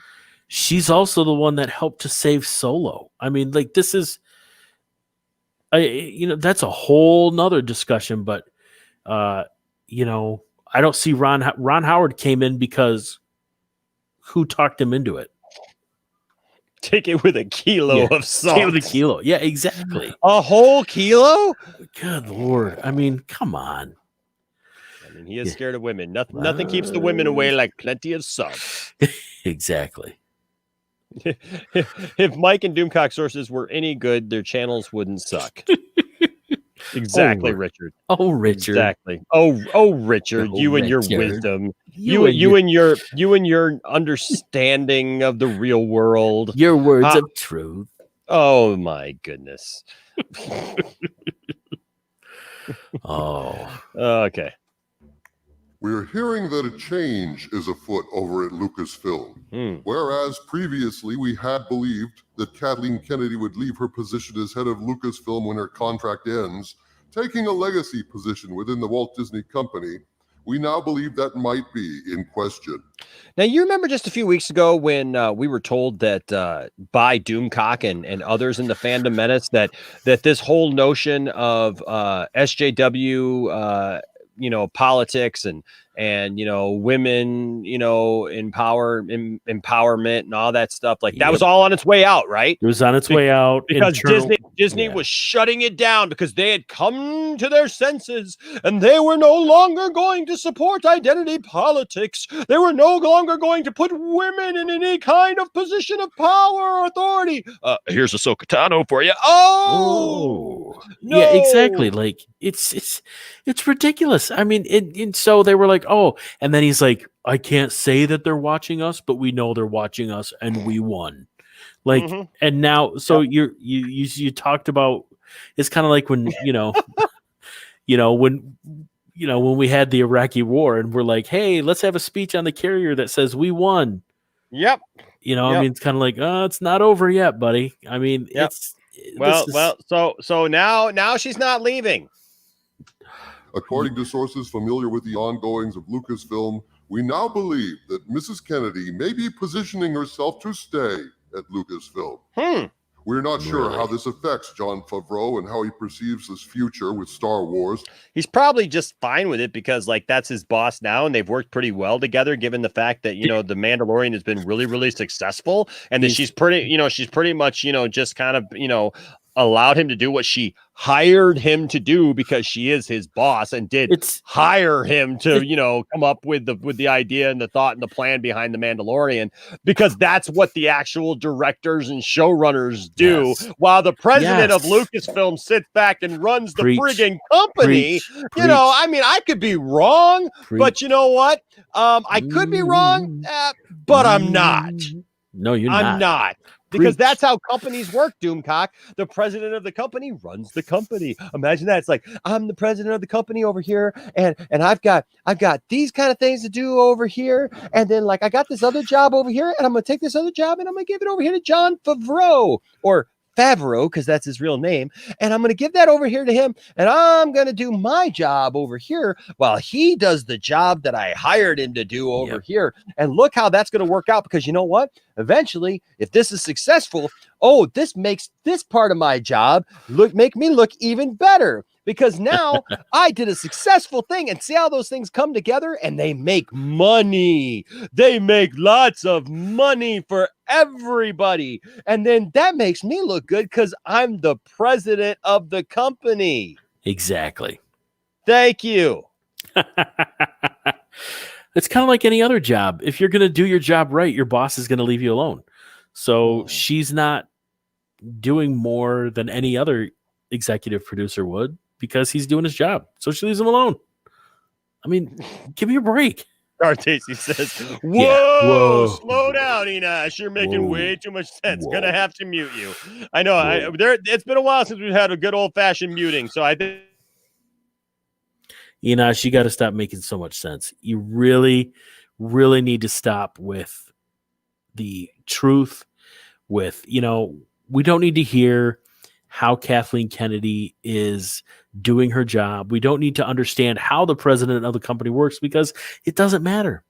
Because in the end, Kathleen Kennedy hates us, and she hates Star Wars, and she wants nothing but the worst for us. So you've got to stop making sense. You can't deviate from that path. It's just not going to be good for anybody. And that, ladies and gentlemen, is how you make little Doomcocks. And I'm just saying, hey, it's a real Doomcock economy lesson. Just saying.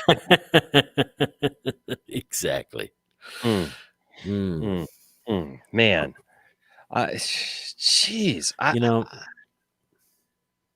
exactly. Kennedy is the money person. She gets people talking. She isn't part of the creative process. She has hired some morons. Now, I don't necessarily agree there, given the fact that I am a Last Jedi lover. But you know what? But she does not make every creative, decision.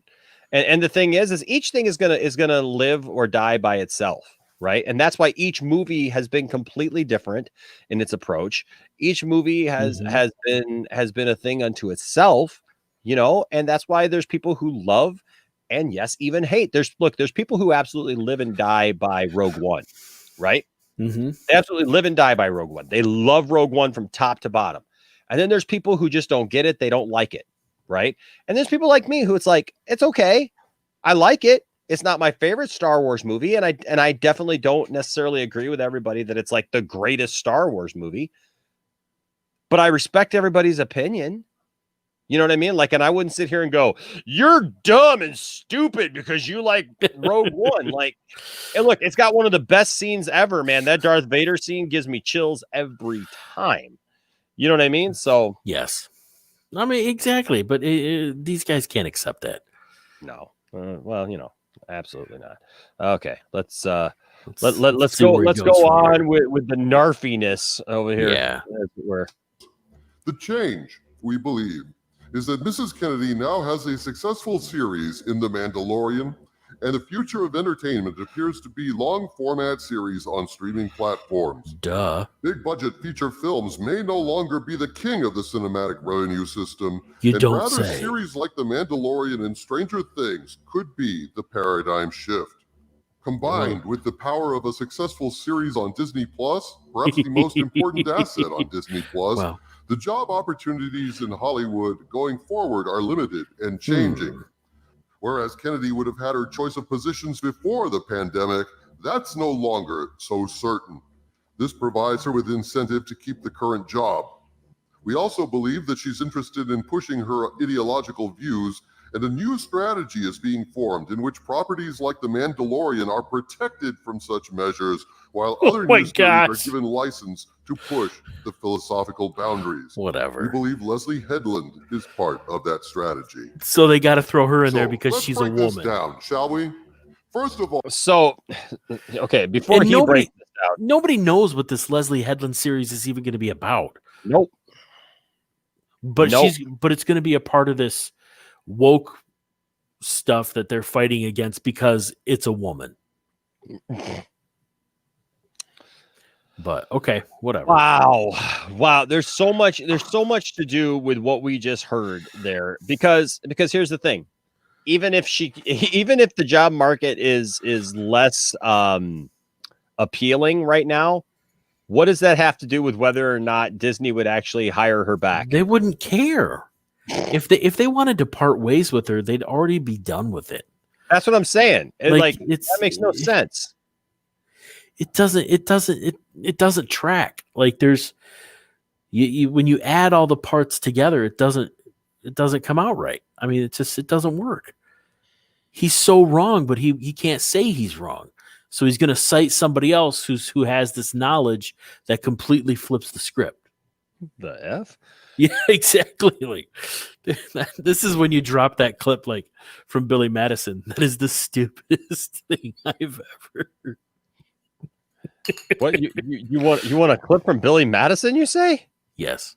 Not this one. What you just said is one of the most insanely idiotic things I have ever heard. At no point in your rambling, incoherent response were you even close to anything that could be considered a rational thought. Everyone in this room is now dumber for having listened to it. May God have mercy on your soul. Exactly. It's garbage. It's more, she may be sticking around because, well, why not? Because if they haven't fired her yet, then they're not going to. It's just, oh my God. It's just, yeah. But then but they have to bring Highland, or do you say it Hayland or Headland? Headland. Well, I always say differently. Like Phoenix put it the best way. It says the only info we've gotten from the Headland series is that it will be female centric, which apparently means it will be woke according to the Fandom Menace, and focus on martial arts. Like that's, yeah. So okay. I don't know, man. The only thing I see focusing on martial arts is this. What are you supposed to be?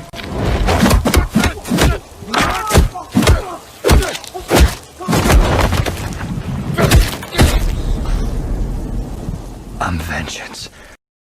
Yes. That's the only martial arts I see up in here, and you can call that woke all you want, because when he turned around and he saw me coming at him, he woke up real quick. All right, here we go. Oh man, Let's examine the question of Kennedy's options at other studios. What does it matter? It doesn't matter what it her doesn't options matter. are. It's like your boss coming to you and go, I was going to fire you, but I don't know what other options are out there right now, so I'm not going to fire you after all, because you may not have some other options. Yeah. And then the thing is too, like, he can sit there and speculate all he wants, but he has no idea about Sony, about anybody's inner workings, Paramount, Universal. He has no idea, WB, like, he's got no idea what those studios would be looking for. He's got no clue. Like, man, if I saw her coming at me, well, first of all, she's a fine looking woman.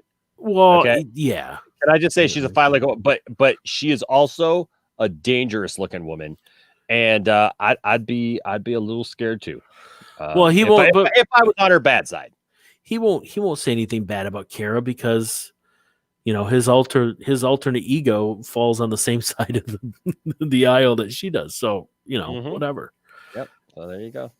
My sources told me many months ago that Kennedy was having a very hard time finding somewhere else to land.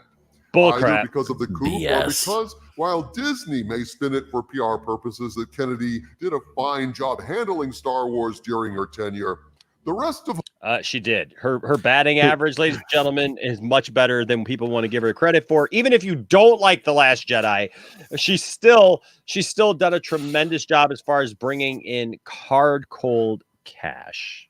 I mean, the thing is too, like, but why would Disney even care if she didn't have another job lined up if they wanted to get rid of her? They wouldn't. He doesn't have a source. She'd be the first person in all of humanity that anybody ever cared if they could get another job right away or not. Exactly. Hollywood sniffs the stench of failure in the wind when she passes. No, that's just you, Doomcock. It's no. You don't take that helmet off enough, and it's just the stench of inside your helmet. Whoever smelt it dealt it. That's all I gotta say. And may not be eager to replay the debacle of the sequel trilogy with their own franchises, especially given the current political climate in the SJW capital of the world, Hollywood. This issue isn't so much hiring Kennedy, as problematic as that may be to anyone who has followed this debacle. The issue is more getting rid of Kennedy if she doesn't work out, an issue that Disney is having to deal with at the moment. Think about it. You think about it. So now Disney is worried about the idea of being right on the edge of discovery. So now let me get this straight. Disney is worried about other companies' ability to get rid of Kathleen Kennedy. That's why they're not firing her now. That doesn't make any sense. Boy, Disney Disney, man, is really worried about everybody, man. That exactly. He can't. But I mean, he's got to have an excuse, right? He's like, here, let's make up some more excuses. Like, who really believes what he has to say? That's the sad part. If she leaves, who will you complain about, Doomcock? I know, right? Doomcock smells of desperation. Yes. Goff, you're right. So true. So true. Don't worry, Jack. I'm not playing the Britney Spears video of me. Oh, that'd be funny. It would be. But okay, here we go. Website. I had him muted. Encountered. Park revenue is down.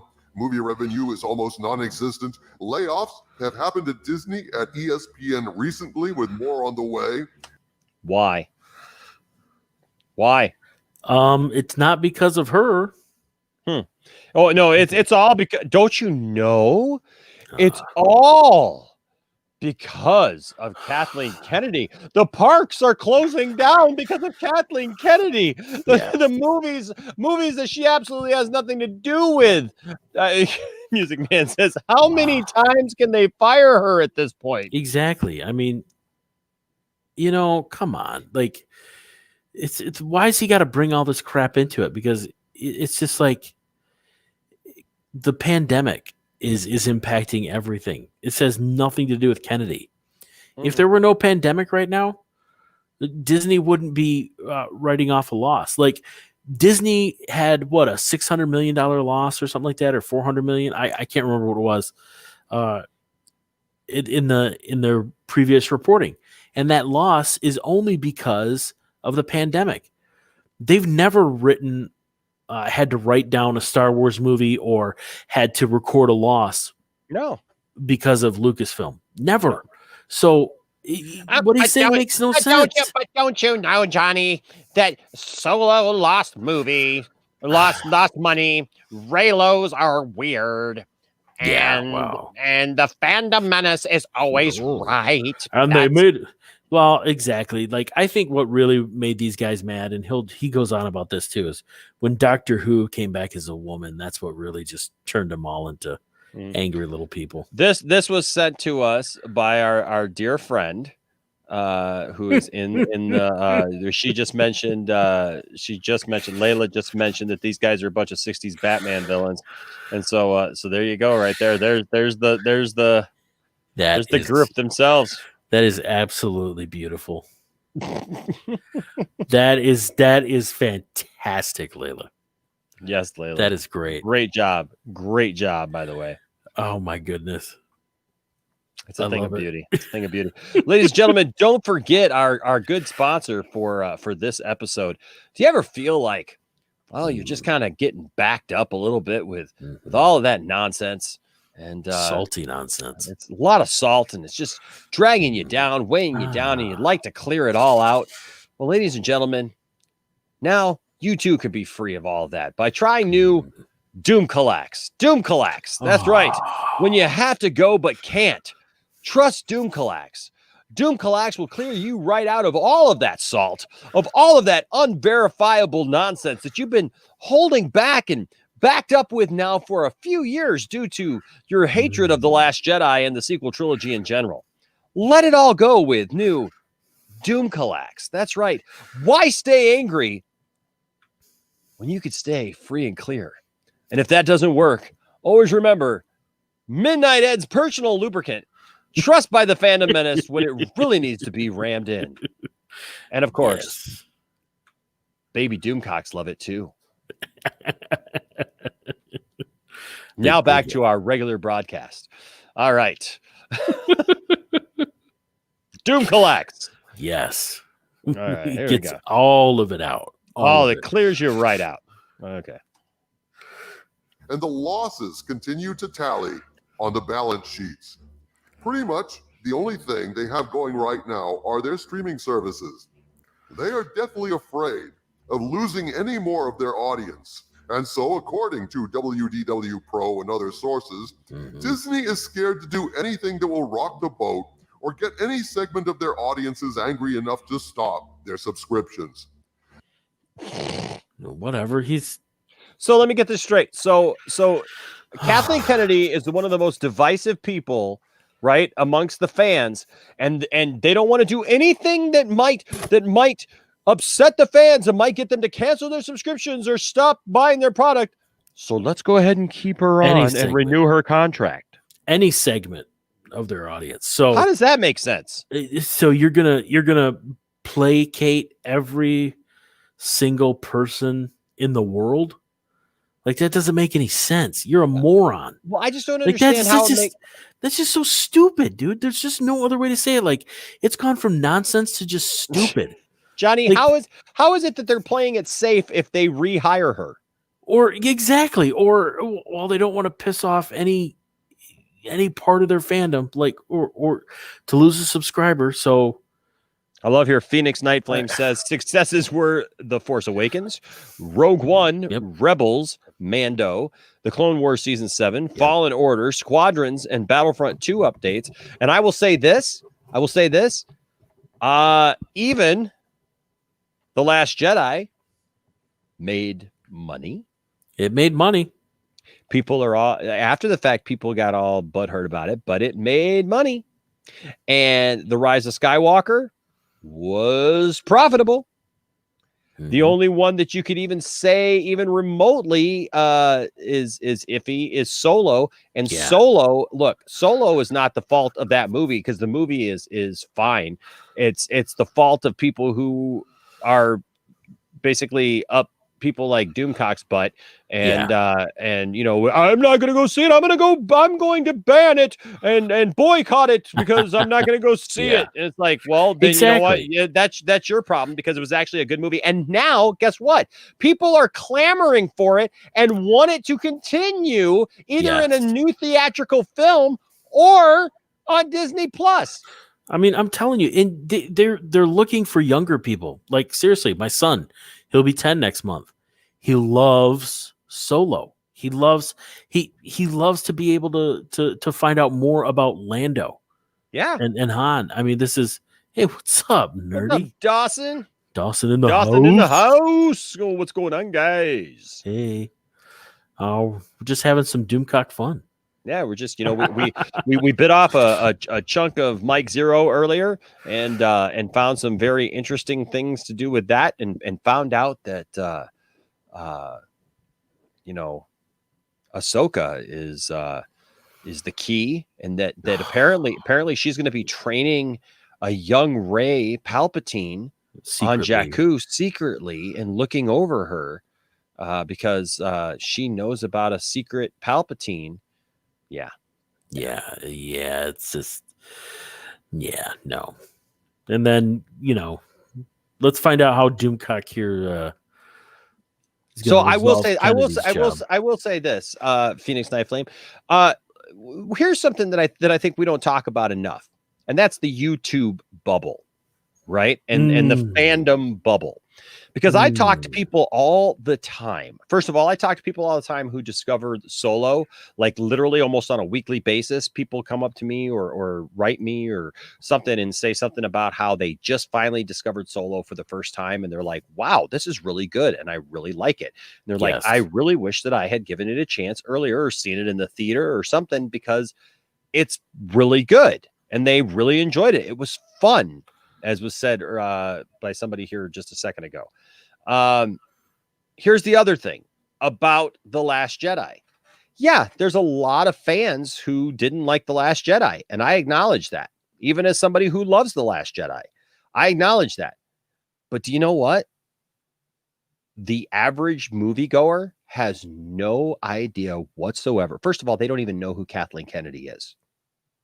They have no clue who Kathleen Kennedy is. No, they don't. They don't know any of this stuff. They don't know who Jeremy is from Geeks and Gamers. They don't know who Doomcock is. Look, I have to explain all the time to people who come across my channel for the first time, and they're like, Enosh, who is Doomcock? And I'm like, oh, let me explain. Because look, yes, he's got over 200,000 subscribers, right? Or who is a Mike Zeroh at 200,000 subscribers? And it sounds like a lot here on YouTube. And it sounds like a lot to the fans when they think about The Last Jedi. But the average person does not look at it the same way. And the average person just looks at it like, oh, hey, I went to that Star Wars movie. Hey, there was this and that I liked about that Star Wars movie. And, maybe this or that I didn't like it about it. But, hey, when's the next one come out? Yeah. It's a bubble. It really is a bubble that we get ourselves so worked up about. Right? About these things that we act like they're so important that they ruined our childhood. Look, look, the Last Jedi did not ruin anybody's childhood because look at the way people were. Who coined the phrase? Who was the phrase coined about, Johnny? That their childhood was actually the actual phrase was not ruin their childhood. It was they raped my childhood. And who was that about, Johnny? That would be Mr. George Lucas. Yeah. So look, later on in this, I think it's either in this episode or something else that he's going to talk about the sequels and how they will never, ever be beloved. Yeah. Tell that to the prequels.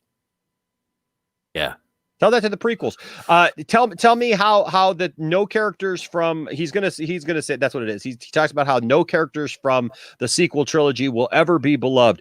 Tell that to Jar Jar Binks, where literally Ahmad Best was was contemplating suicide because of the fans' treatment of him and people's hatred of him so much that his role got cut down to literally almost nothing with the second and third movie, when he was a planned character for the entire trilogy. And yet now, literally just a couple of months ago, the action figure of Jar Jar Binks, it used to be you couldn't give away a Jar Jar Binks action figure. And now with the Black Series figures that I got a whole wall of right here, that's the fan voted figure that people wanted, was Jar Jar Binks. Times change. And you know what? When a generation of kids grow up with a certain group of movies, those become their favorite. That's why we have people who literally love the prequels more than they love the original trilogy, because it's what they grew up with. Exactly. It was their Star Wars. And for somebody, like it or not, the sequels are going to be their Star Wars. And exactly. I know Sea-Dog like wants to like this and all that. Like, I'm not like, we never said he doesn't get views, but he's this isn't about views. The reason that Doomcock says all that garbage is to get views. Is there somebody in here? Oh, I see. Okay. Yeah, and then he's going on about Solo. He called us idiots for talking about really? Solo. Yeah, it's like okay. You know, okay. Here's another truth. Here's another truth. Hey, let's talk about this. So here's another truth. This guy you talk nonsense about crushes you in views, because you know what? That's an indicator about what the truth is, isn't it? Is how many views you get, isn't it? That's how, is that how you judge your life? Is that how you judge what is and what isn't? Is that how you judge what is nonsense and what isn't nonsense? What's truth and what's a lie? Is how many views it gets on YouTube? What kind of world are you living in if that's what you judge your life by? If that's how you judge what's nonsense and what's not, and you think that I'm worried because Doomcock gets more views than I get, I'm a little confused as to how people have been that deceived into believing this nonsense. But you know what? There's a whole lot more stupid people in the world than there are smart people. And they made a whole movie about it called, what was that movie called? Well, now I'm trying to think of it. About the future, Johnny, where Idiocracy. Oh, Idiocracy. Right? Yeah. Right. And Idiocracy, we see it coming true all around us. Sea-Dog 246. Every day, Sea-Dog 246. Well, we see more and more. He's showing his colors anyways, because he's talking about you know who. So he came over to throw himself out there. So we see a whole lot more of that than we see of smart people in the world, and nobody is worried about whatever. You know what, Sea-Dog? It's really easy to hide behind a keyboard or hide behind a mask like Doomcock, but you know, whatever. I mean, it's all BS. So if you want to eat a crock of Johnson that's being fed to you by somebody like Doomcock, Jody, Andy, whatever, go for it. Okay. And you know what? When people make doxing threats against people, then people are going to do the smart thing and try to protect their family, and they're going to know when is a good time to fight and when is a good time to just, you know what, let morons be morons. Exactly. So and you know what, now's a good time to just let you be whatever you're going to be, because you're obviously. I got a troll comment for you. You know what that troll comment is? That troll comment. Oh, I'm a bunch of I'm the one talking about it. Where are you? You're in. I don't know. We're a bunch of cowards for what? Because we're talking about it.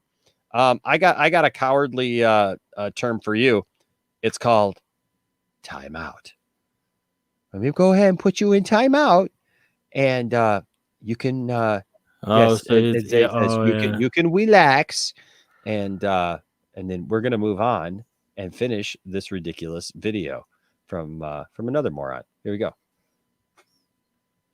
Allowing Kennedy to leave when she doesn't want to go is a risky proposition, given how tenuous things are financially, as Disney fears the controversy of showing a female executive to the door, even one who has failed so spectacularly.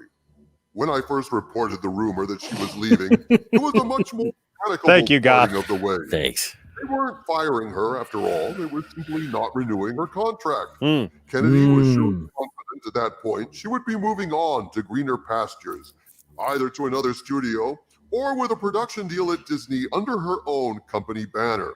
And he can't back that up, though. There's no proof. Nope. The crisis has proven to be so entrenched and only getting worse. And every day, the theaters and theme parks and restaurants are shut down. Hollywood is worse and worse off. Suddenly, Kennedy finding a safe landing outside of Disney. Okay. I'm sorry. I like our picture better. It is. Ours is much better. Ours is much better. I like that. I like ours better. But I do like Kenneth's comment here. Hey, Enosh is a lot of things, but what that troll just said is not. Nope. I don't think I've ever shown myself to be a coward of any kind. No, it's just, somebody from someplace else just really wants to rile everything up. So whatever.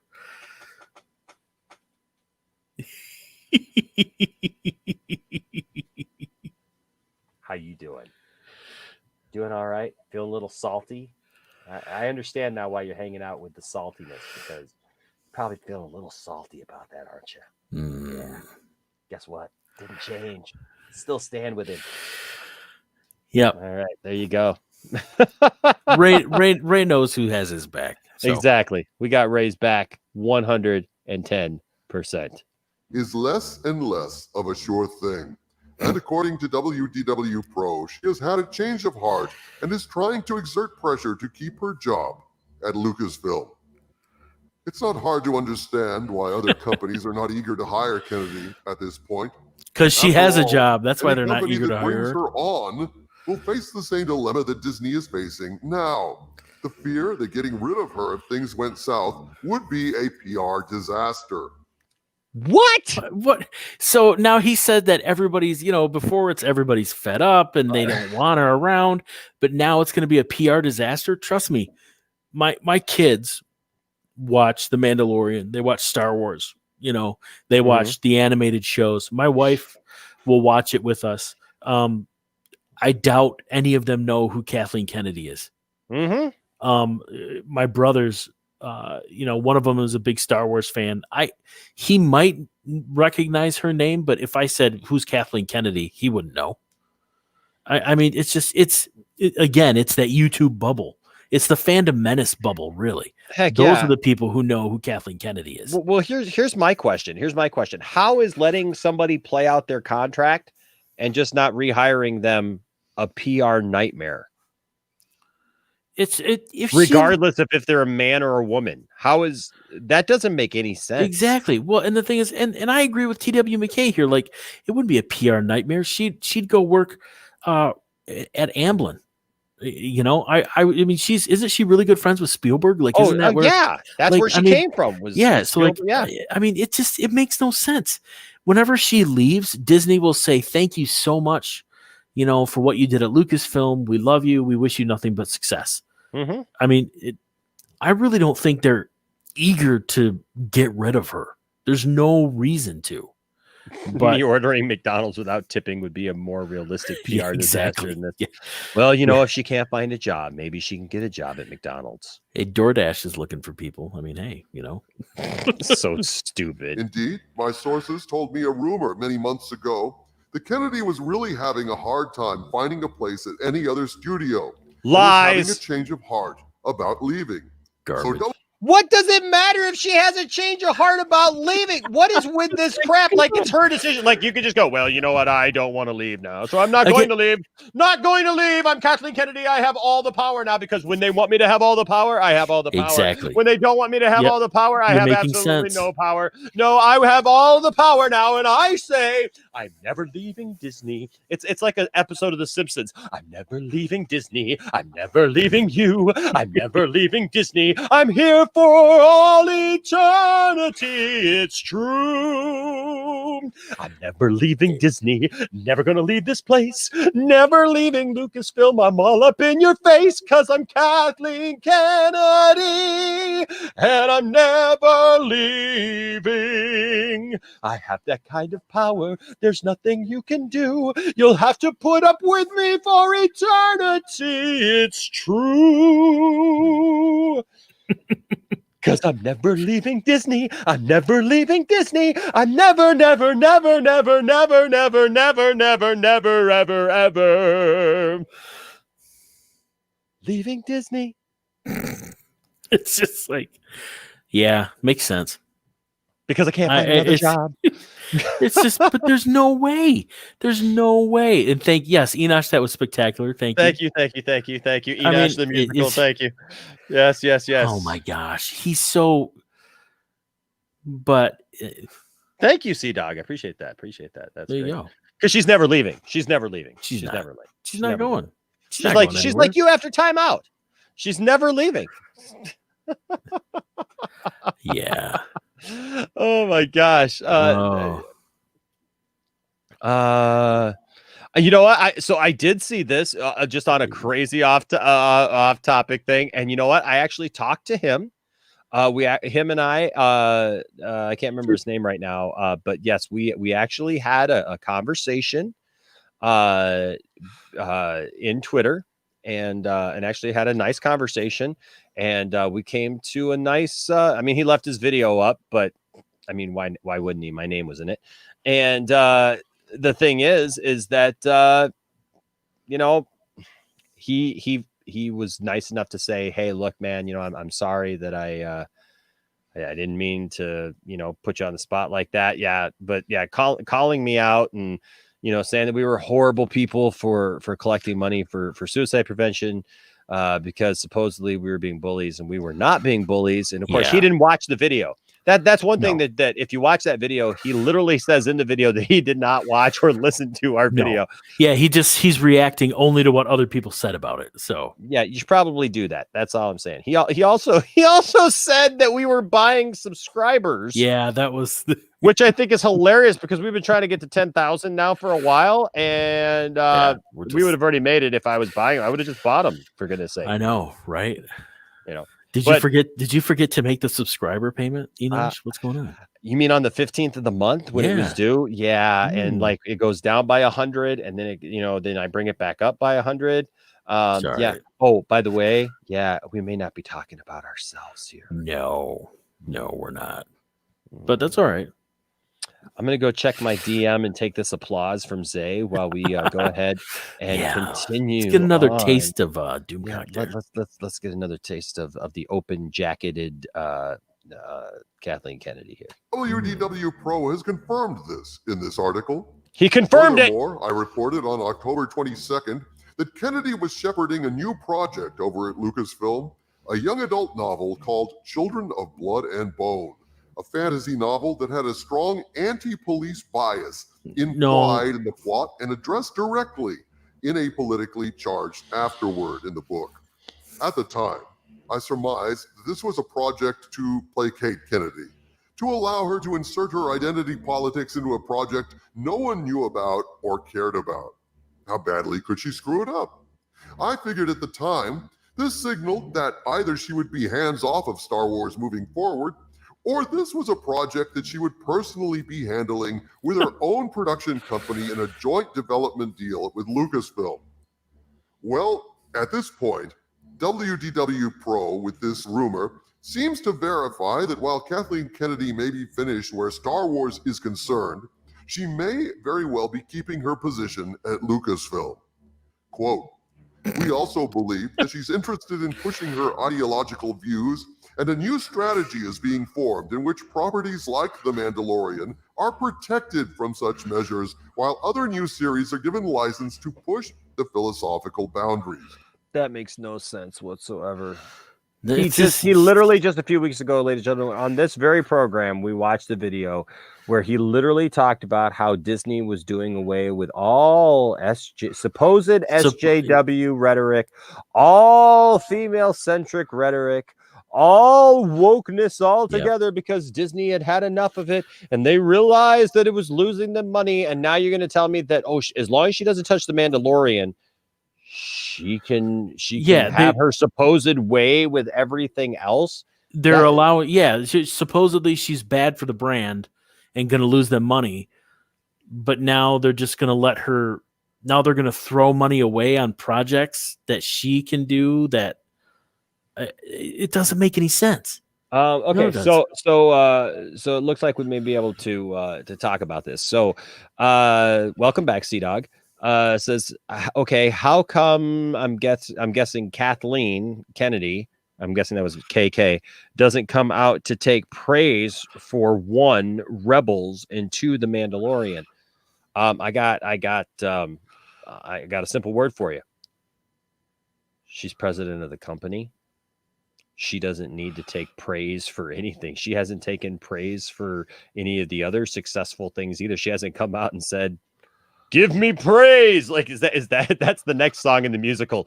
Praise me for all I've done. Praise me. Give me praise, daughters and sons. Praise me. For I have given you the Star Wars that you want, that you need, that you don't even like. It's all me. She doesn't have to take any praise whatsoever.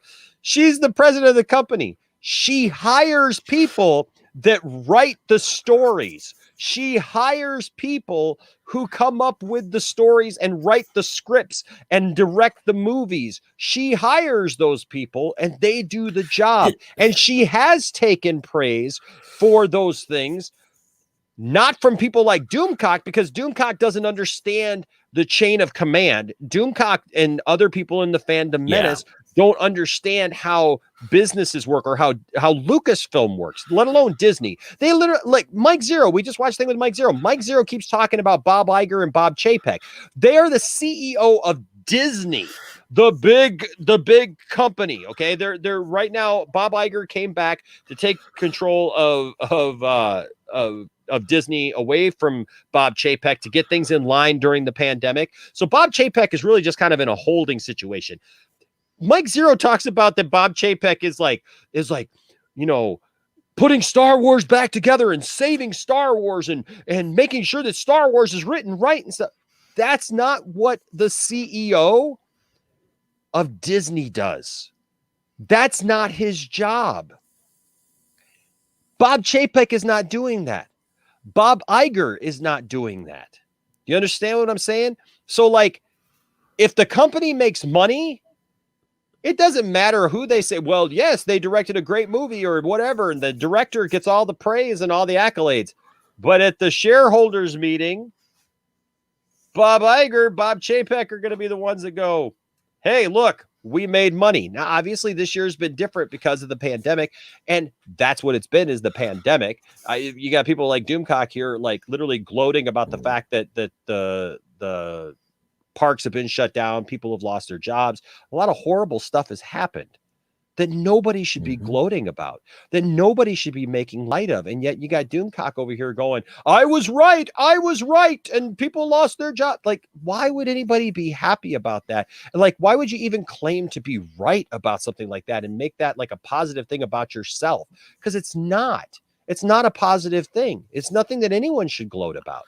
And so my thing is that you have somebody like Kathleen Kennedy, who her job is to be president of Lucasfilm, to make sure that these projects get done and hire the people to do those projects. So at the end of the day, when those projects make money and the money comes in and it hits the books and stuff like that, and she has to go ahead and then present that to her higher ups, just like the Bobs have to present to the shareholders, she has to present to the Bobs and to the other higher ups and say, we made money.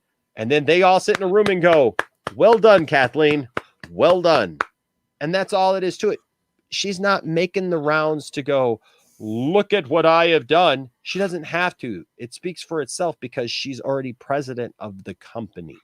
She doesn't have creative control. See, the thing is, like, people want somebody to blame. And they're going to blame her.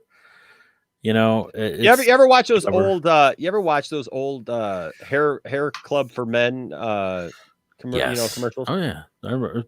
Why didn't I'm you not buy just it? a member. I'm also a client, you know. See, Yeah. well, I mean, so that's the thing, right? Like, so I'm not just the president, right? I'm also a client. When you're the president, you're responsible for making the overall thing work, right? That's what the president is. George Lucas is no longer in charge, so people want to throw a fit. That's fine. Yeah, you know, it just is. Okay, but here's the thing. Solo, like you want to say Solo, for example, which that's fine. Okay. This doesn't make any sense. You don't think Iger put her on the bench? No. Prove it. No, she's still the president of Lucasfilm. See, that's what I'm saying. Like when you I don't understand why this is so hard. Nobody's praising her either. Like, I'm just saying, like, this is the thing. She either has complete control to make the sweeping creative decisions that everybody hates, or she has no control. If you love it, she never touched it. If you hate it, it was her fault. I mean, give me a break. Yeah, it's like, I really don't understand. Where's Rian Johnson's trilogy? Well, dude, there's a whole. First of all, they never announced Rian Johnson's trilogy. You know who announced Rian Johnson's trilogy? Every Fandom Menace site out there. That's who announced that he was getting his trilogy. And yes, he said he was getting his trilogy. Do I believe he's getting a trilogy? No. He pitched one. And they originally were going to give him one based on the original ideas for the Last Jedi, because they really loved what he did with The Last Jedi before it came out. When people didn't like The Last Jedi and it got so much pushback, absolutely, and they've tried to save face on it, and I'll definitely give you that. Look, I'm not just out here touting, ridiculous stuff. He is not going to get that trilogy. He's not going to get that trilogy. No. It's not going to happen.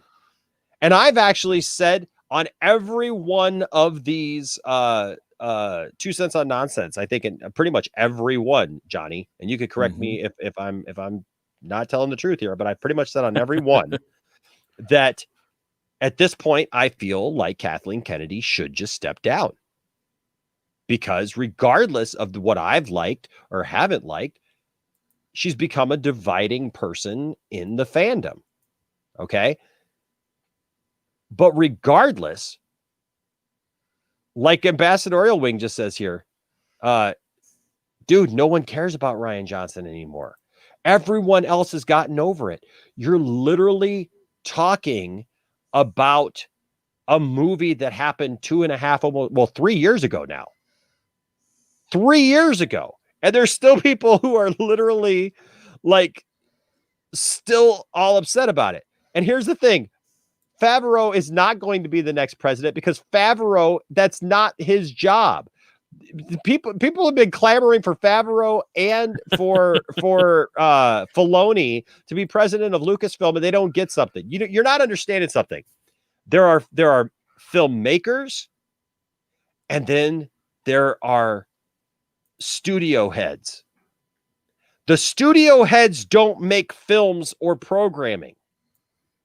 And the programmers and the people who make movies aren't studio heads. Exactly. I don't know what else to tell you.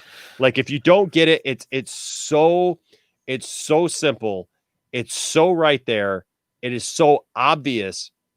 If you don't understand it, gosh, there's really only, I don't know, Johnny. I mean, if people don't understand this and like how studios work and how the chain of command works and what people do, what jobs, does everybody at your job do the same job? Is the line person capable of just saying, well, hey, I did a good job on this job here, I'm now going to go and be head of the company? No, that's not how it works. Favreau and Filoni are doing a tremendous job doing what they're doing, creating content. Exactly. And so, I mean, it's just, there's no reason. But that's the thing. It all boils back down to, if you hate it, it's Kathleen Kennedy's fault. If you love it, she didn't touch it. I mean, it's just, and that right there, that thinking is pretty much simply stupid. You're so stupid. Because you don't get it. You don't get how the real world works in a business and in a company. I mean, look, you know, I don't know. Look, even Christian here. Christian says it just right. He says, I wasn't a fan of The Last Jedi, to be honest, but I watched it once, made a few jokes, and I moved on. Why are they still worried about all this? Because they got so much longer afterwards, Johnny. Because they got nothing else to do. I mean, it's just, there's no. I do agree with this. I do agree with this. I absolutely agree with this, Jaro. Says her track record with directors when she has involved creatively has been bad, with the exception of Abrams, did her a favor, and Johnson. The other ones failed. She hires the hot directors. That's her mistake.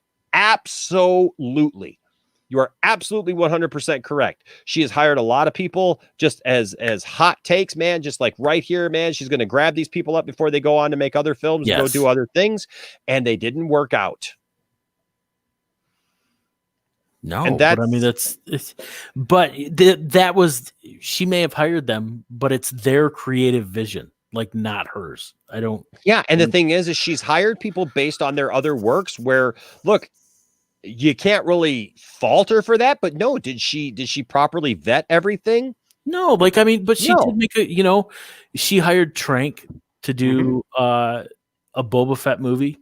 Yep. And thankfully she and other people at Lucasfilm were like, we need to talk to him about this. So yeah, he removed himself before he got fired. But that was, I mean, she also made the tough decision with Solo to go in there and because Lord and Miller made a comedy. Yeah, they turned it into like this campy adventure movie, and it just, she made the hard decision. She doubled the budget on that movie, and they had to write down like $50 million or something like that, I think. But it's then she went and made $1 billion on another one. So. Yeah. Well, let's finish this off real quick and move on. If Kennedy wishes to stay on at Lucasfilm, surely she doesn't have the support behind her, you might say. And to some degree, you'd be right. Kennedy botched the sequel trilogy to the point there's almost no marketing whatsoever for those characters any longer.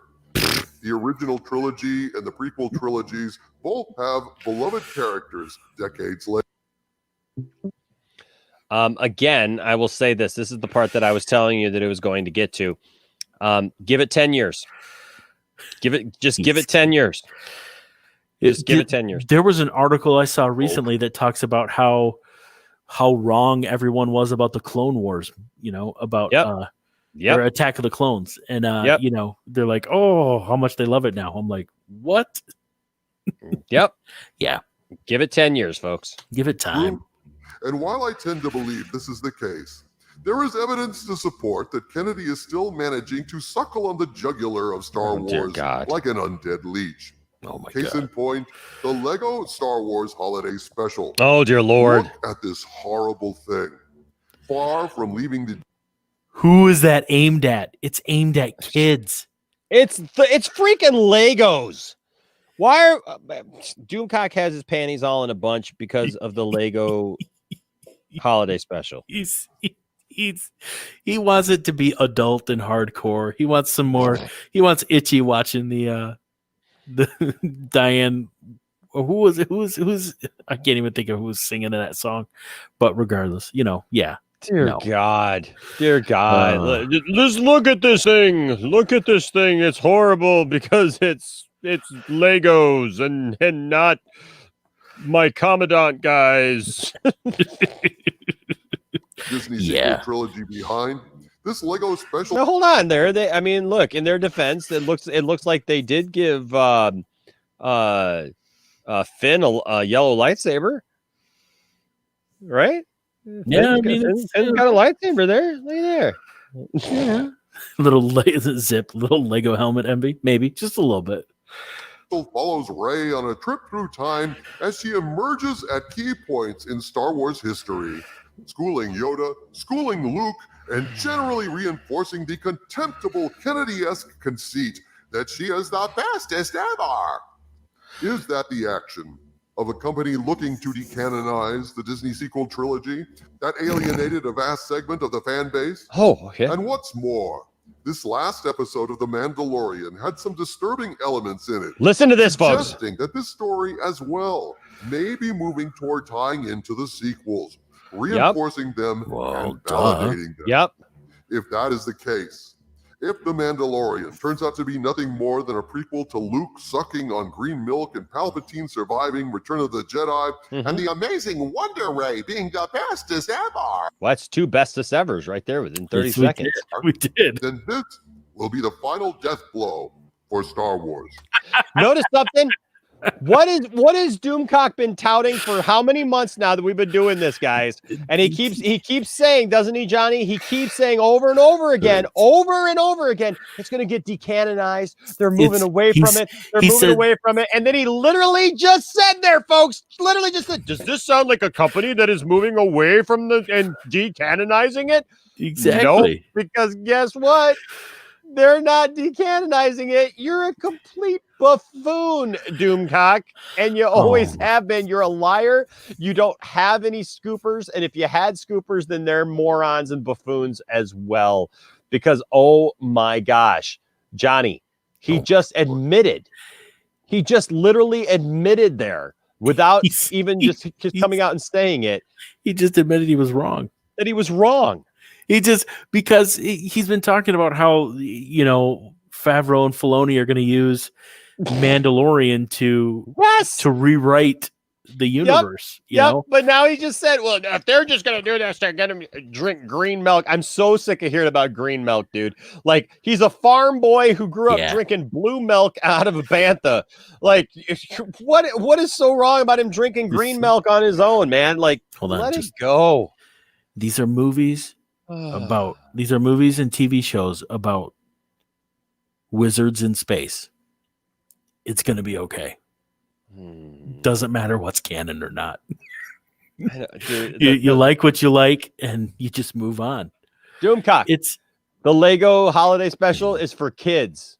Yes, she's flying around and meeting other characters. It's kind of like, back in the day when we used to watch cartoons, it was a special treat to see characters that would never normally meet in the real world. It's kind of like when Batman and Robin came on Scooby-Doo. Like, that was awesome. Wait! Batman and Robin can't come on Scooby-Doo! No! That's not canon! What do you mean, Johnny? Oh, exactly. I mean, it's just... Oh, my gosh. Come on. Oh, they can't, Exactly, Master of None. They will, for the last time, they will never, ever, ever, ever, ever, ever, ever, ever, ever, ever, ever, ever, ever, ever decanonize the sequel trilogy. Ain't ever gonna happen. Never gonna happen. Oh, you're never gonna get it. Never ever gonna get it. Not this time. Never ever gonna get it. Had your chance to make a change. No, you're never gonna get it. Never ever gonna decanonize it. Not gonna decanonize it. No, never gonna happen. Never, ever, ever, ever.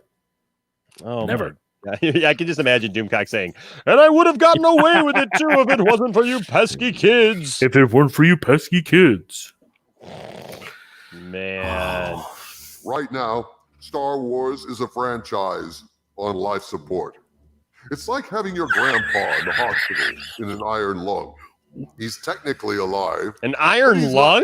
He's talking about, like the Mandalorian. He's such in poor taste. There are people dying on ventilators right now. I just had another, whatever. He's such a butthole. Like, seriously, like, whatever. Oh my goodness, on life support. Nielsen released some information. Guess what had like 1 billion views?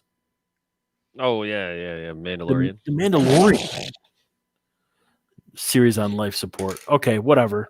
Yeah, that's what I was wondering. TW is like Iron Lung. Is he from the future or the past? Like, what the heck? I mean, oh my lord. Doomcock's going to be on life support if he keeps this up, figuratively speaking. Well, after that beatdown you gave him in the clip, maybe. Salty Dew, where are you? Exactly. Like, oh my goodness. He's swimming in the bowl now. If I can flush you, Salty Dew, I know we'll deconstruct the sequels now. Oh my gosh. We got some sequels to take down, so Salty Dew, get ready for your act. Don't hold back. And Salty Dew, if you come through, you're gonna have yourself a Doomcock snack. Ooh, that's a fact. Oh. Oh my gosh. I don't know about this Iron Lung Grandpa stuff, man. doesn't have the energy to converse with you about anything new in his life because his life is on hold in that iron lung. He isn't entirely lucid either, but he's there all right. What is this every analogy? Week you can visit him, and it's very comforting to see him, even though all he can do is tell you stories of his life that you've heard before, rehashing the same old characters, the same old settings, the same old incidents. And it's nice enough to hear. Hold on. So hold on just a second. So Grandpa in an iron lung can't tell you about new things going on, but he can tell you about the old stuff? I mean, what? So he's okay. So he's saying that basically that, Star Wars is just rehashing the same stories, telling the same thing over and over again. Like, yeah, but that analogy doesn't work. I mean, if Grandpa can tell you, I mean, can Grandpa give me one of his buttery toffee candies? Because I do love some Werther's originals. I will say that. Yeah, it's. Guys, look, we just got to stop this because guys, it's not how the veil of the Force works. It's just not how the veil of the Force works. It is not a multiverse. That is not what it is. Unfortunately, people are getting that confused and thinking that this just now works this way. You got to remember something. If you remember the episode where Ahsoka is actually saved, she never died. It was not a multiverse. It was the same thing. And also it's not called the Veil of the Force exactly. But no, the guys, that's just not how that's working. That the Oculus Quest Star Wars games are amazing, by the way. So we're getting them. We're getting them apparently. Yeah. So yeah. Here, but you get the feeling of being in a kind of suspended life support yourself. Oh, dear it's Lord. reassuring to go to the hospital every week and see him there. And you can tell yourself Grandpa is still alive, all hope is not lost. But Grandpa just isn't the same. That's the Mandalorian right now. Oh my. What? What? What? Not Star Wars, the Mandalorian. The Mandalorian is like a person with dementia that's just rehashing the same stories and an iron lung. What? He's a moron. What is this? Like, there's no. Again, there's like 1 billion views. It is, but it's on life support, right? I love this comment. I love this comment right here. They will never, ever decanonize the sequels. Ain't ever gonna happen. To say that about the oh my gosh. To say that about the Mandalorian is just, yeah, Layla's like, I'm gonna go scream into my pillow. Like, yeah, what in the world? You've got to be kidding me. Well, it's just how many people are buying, but people are buying into this though. That's the sad part. Man. Oh, wow. All in favor of just revoking Doomcock Star Wars fan card, put 1 in the chat. Probably. I mean, that's just like he's, you know, everything pisses him off. You should see his stuff about, yeah, exactly. There's my one. You should see his stuff about Star Trek and Doctor Who. He hates everything. Man. I'm liking the ones I'm seeing here. There goes mine. Oh my gosh, everybody's got a 1. Holy cow. I can't believe he would say that about Mandalorian, for goodness sake. It's such a good show. It's not Star Wars. It's not Star Wars, but the Mandalorian's on life support. Life support. It's comforting to see it still breathing, yeah. But the joy is only there in fits and starts. IG-11, Gina Carano, Baby Yoda sometimes. There's still hope, but that hope is fading, Disney. You let Kennedy continue down the path she started. You let Kennedy turn The Mandalorian toward her sequel trilogy. Just know that you're... Well, I don't know. It happened before the sequel trilogy, so it's got to kind of lead up to it there, Doomcock. Oh, God. It's not going to undo. Like, you need to just give up hope, Doomcock, that it's going to be undone, because it's never, ever going to happen. Those movies made like $4 billion at the box office or something like that. They're not going to just erase them. I agree with my friend, Matt Jarbo, that we could see extended editions of those in the future drop on Disney Plus, much in the way we saw extended editions of the Lord of the Rings movies, but we're not going to see them decanonized. We're not going to see 7, 8, 9 redone. No, never. No. Never. Oh, exactly. We're seeing the seeds being sown for the start of the First Order. That's if anything, and the fact that they put they basically put a pre-Snoke in that, Yeah. Well, it's just this. If anything, this will make the sequel trilogy better. It'll give it more flavor, more color, and I think that's the hope. But I don't think the point of The Mandalorian and these other places and these other shows will be to make those better. But I think that's what's going to happen by default, because hopefully they can be as good as Mandalorian. We'll see you later, Layla. Thanks for joining us. Layla, thank you for the picture too. Can you read that verse again for us? I'm not sure what verse that was. Anyways, let's turning off the iron lung. Oh dear Lord. And letting Star Wars still once and for all. But this still appears to be at least a partial victory for the fandom menace. In that, this is the part where it's confusing as all heck, and I don't understand where. So Star Wars is going downhill. It's in an iron lung. It's going to die. But blah blah. Right? Might as well just let it go. But it's still a victory for the fandom menace. What? How is it still a victory? I don't get this. This is the most confusing thing, guys, I've ever heard him say. And that's saying something.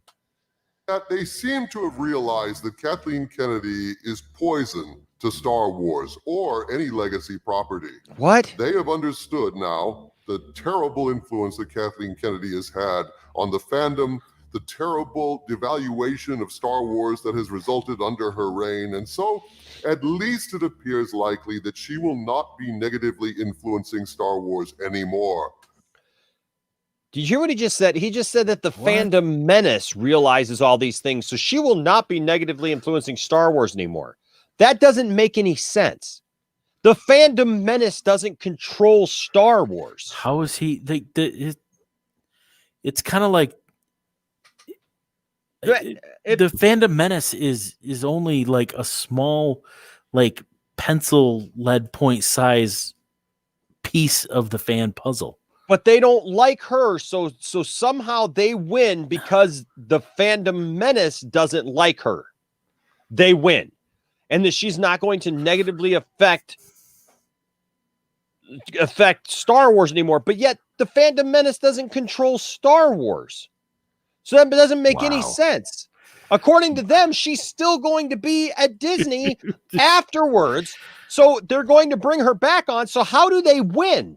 How do they, okay, I get it. They don't like Kathleen Kennedy. They want her gone. But then to say we still win because we recognize she's bad, that would be like the Democrats. If Trump had gotten reelected, that would be like the Democrats going, we still won because we recognize that we don't like Trump.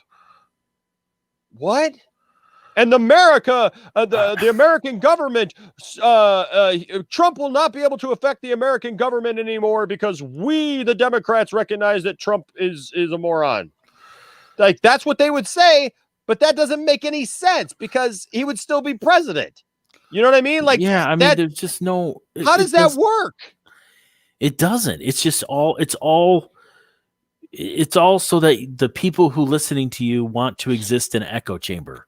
So this is what they want to hear. The people that still watch Doomcock want to. Oh yeah, he did. He's done that. Yeah, he has done that. Tara, it's yes, Tara. It's it pretty was funny. A beautiful thing. It was a beautiful thing. And so and so he's tried to stay away from that now a little bit because he got called out, and then he said he was like doing it as like a sting operation, anyways. But whatever. It just this statement makes no sense. But he's not done. Listen to him go on.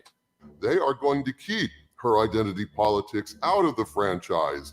Perhaps too late, but otherwise, this is a win for the Phantom Menace. How? They can't, if she's staying and they're saying that she's going to be able to continue to do the things that she's been doing, how is that going to keep it out of the Star Wars franchise? How does that keep anything? I don't understand that. But it's a win for the Phantom Menace. What? Like, that doesn't make any sense, Johnny. Does that make any sense at all? It doesn't make any sense at all. Like, there's no, because there's no logic to it whatsoever.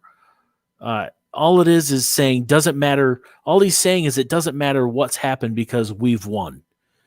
He must be confused because you remember, as you reap, that shall also thou sow. Yeah. Exactly, Music Man. What he just described is not a win at all. At all. It's just, oh my Lord. I can't believe people. I don't understand the thinking here. Hey, there's my good friend, Gary Lee Fowler. He is my partner in crime there on Facebook. I see him all the time giving Mike Zeroh a hard time. And we just went over a Mike Zeroh one earlier. He says, hey, Enosh, Johnny P, you know when things are bad, when people are still trying to find agendas in a Star Wars series instead of just watching the series for what it is and not what they want it to be. Well, absolutely. Look, have identity politics crept into Star Wars? Maybe in some areas. Peace to you, sir. Thanks, Gordon. Have politics on the left and the right come into play? Sure. But you know what? I'm not looking for that. My kids aren't looking for that. I'm not looking for Star Wars to influence my life or any major life decisions. Yeah. I just want to enjoy it. Exactly. So, it's a win, though. The bad news is that, like a revenant, like Palpatine himself under the Disney sequel trilogy, she may yet be rising from the ashes. And that is bad news for Star Wars fans everywhere. From the center of the earth is... Thank God it's done. Oh, what a fruitcake. That's some nonsense, but that's like... He's got to come up with something because there's no way with the success of Mandalorian and Disney Plus, she's not going anywhere. The biggest, we got into it a little bit earlier with a couple of people about, Kathleen's flops. Yeah. Did they get a participation trophy? They got a participation trophy. It's kind of like in Little League when everybody gets a second place trophy, like every team or whatever. So, it's the biggest loss of revenue right now at Disney over the last several years is not Kathleen Kennedy and Lucasfilm.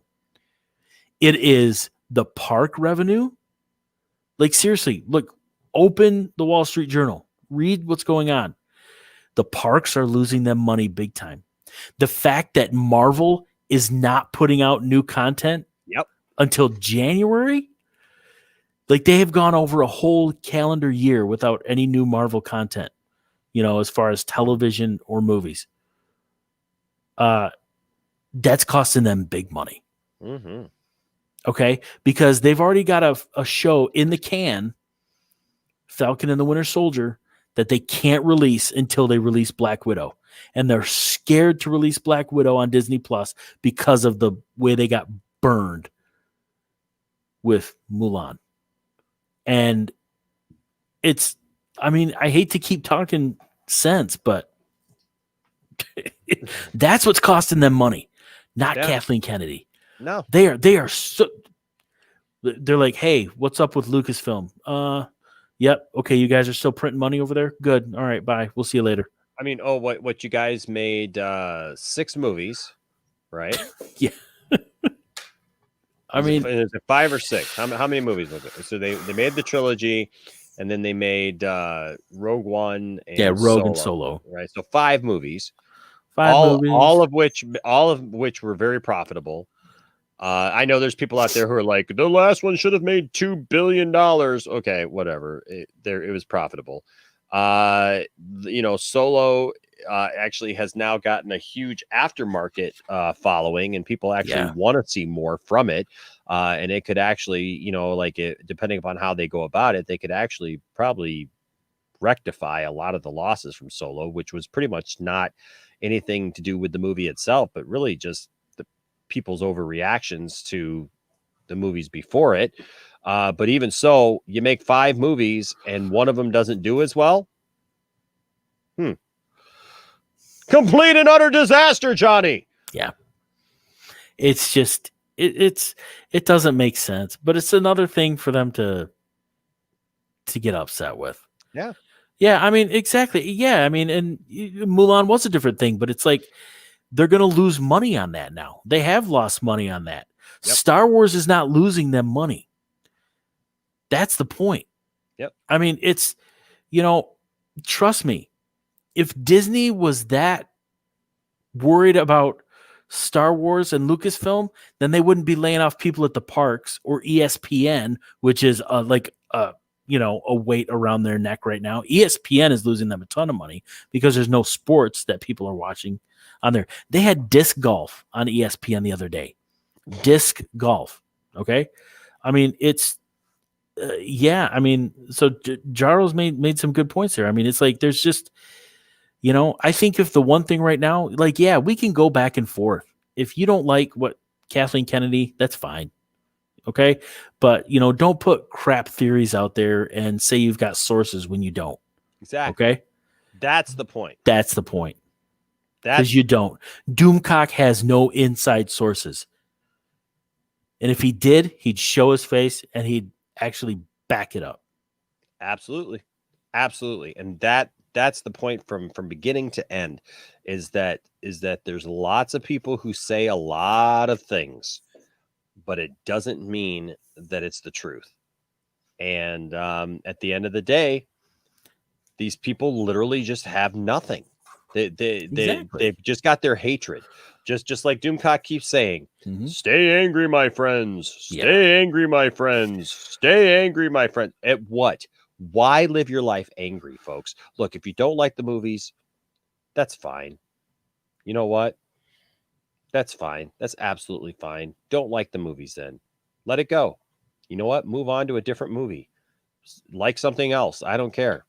But exactly. Why stay angry? Why keep beating your head up against a wall, thinking that somehow you're going to move the wall? You're not going to move the wall. What's going to happen is your head's going to cave in at some point because you can't take beating your head up against a wall.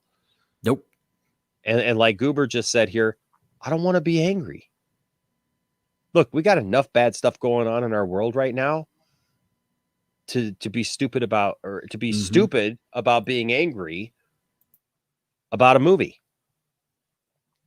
That's really what, or even a string of movies. It's just dumb. Yeah. Or to be mad at somebody like Kathleen Kennedy that you've never met. Think about that. Well, or to think that they are out to get you personally. Yeah.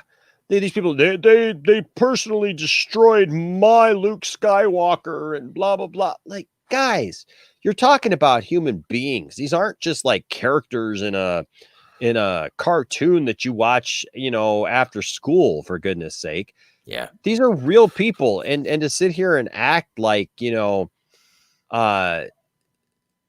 like they're anything less is just, it's really sad, especially when we're talking about fictional characters, right? Yeah, and that somehow better than other people, than everybody else, what that fictional character would have done. That's what I love to hear. Look, dude, I'm the biggest Luke Skywalker fan, Johnny, on the planet. Look, when I say that with a house full of Star Wars stuff. Yeah. But here's the reality. I don't know what Luke Skywalker would have done next. Because I'm not Luke Skywalker, and Luke Skywalker isn't real. You sure about that? It's still real to me. Still real to me, dude. Yeah, Zip Havoc. I would pay to see that. I would pay to see that, to see Doomcock and Mike Zeroh in an alternate universe. Johnny, that's the great thing, is that there is an alternate universe somewhere in the multiverse where instead of Star Wars, Doomcock and Mike Zeroh have picked on Police Academy. Yes. Oh my gosh, that sounds like a Mark Uno video waiting to happen right there, man. Police Academy falls apart as soon as Bobcat Goldthwait gets involved. That's when it starts to go downhill. I can make a Doomcock video of that, man, about, ladies and gentlemen, please subscribe to see more Police Academy ridiculousness. Steve Guttenberg has ruined Police Academy with his SJW Police Academy ways. Well, maybe in that alternate universe, Doomcock is the SJW, and there's not enough of it in the movies. Oh yeah, wow. It's all about men there, right? So yeah, it's exactly. Like everybody's just ticked off that it's all about men. I love Gary's comment here. Says, "I'm like Kirk. Yes. I need my pain. Need my pain." Absolutely, it's in the Croc of Johnson universe. It is. It's the Croc timeline. So somewhere out beyond Uranus. Exactly. Yeah. Oh my gosh. In the taint cluster.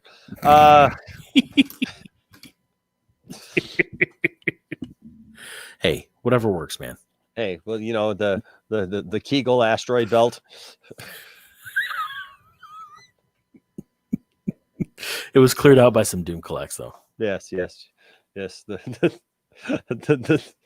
sphincter system.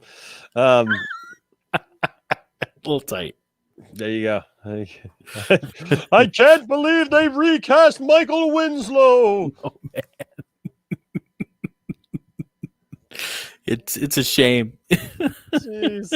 Jeez. Oh my gosh. Well, hey guys, thanks to everyone who joined us tonight for our little twofer. Yes. We hadn't done this in a while, and so we put the time in today. And look for the announcement this week of when we're going to be doing the original Star Wars holiday special. What we've decided on that one is look, we could probably do it and get away with it because it is on YouTube already, and I feel like we could watch it and it would be okay.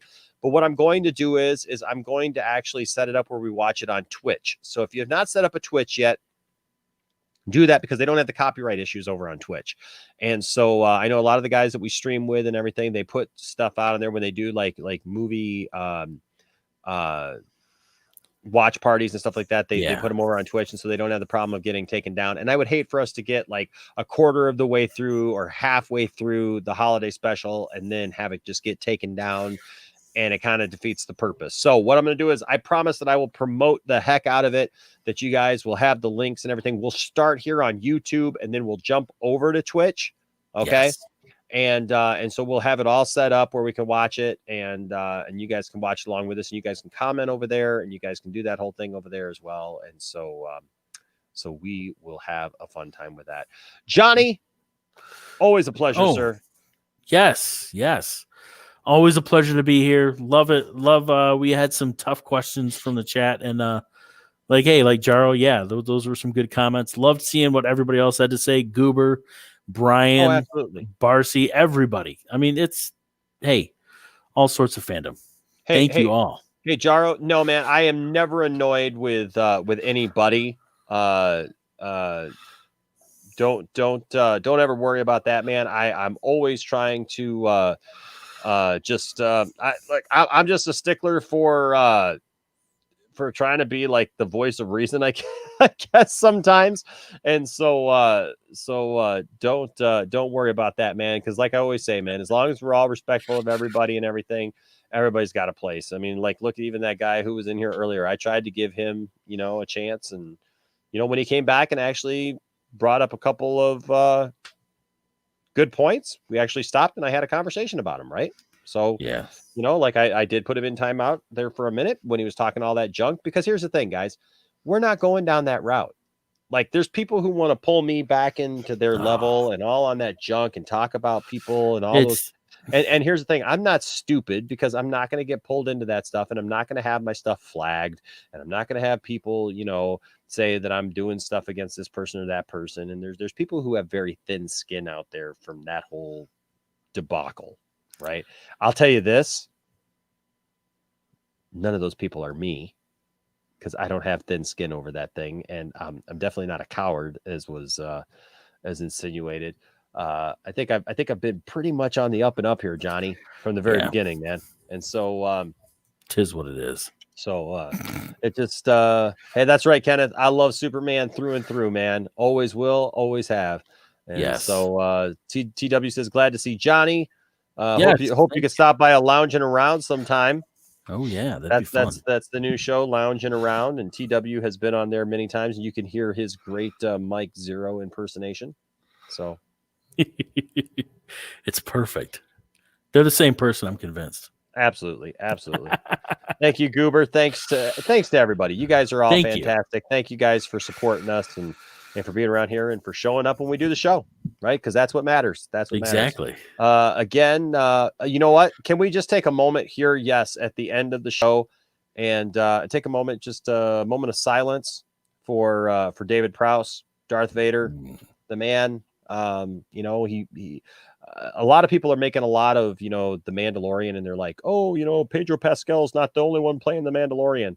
Like, it took like 4 or 5 people to bring Vader to the screen.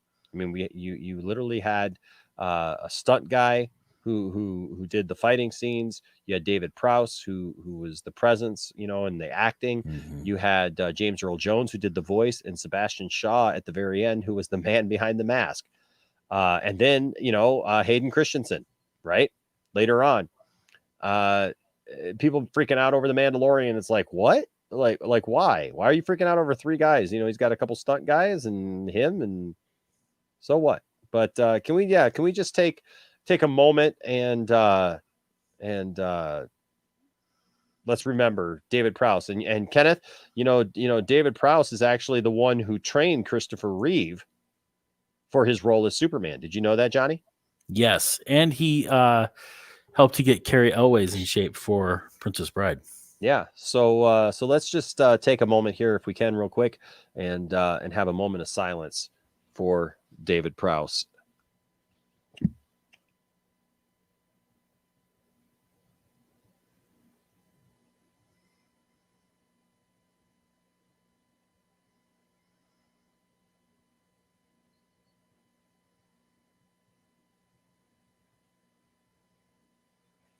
There you go.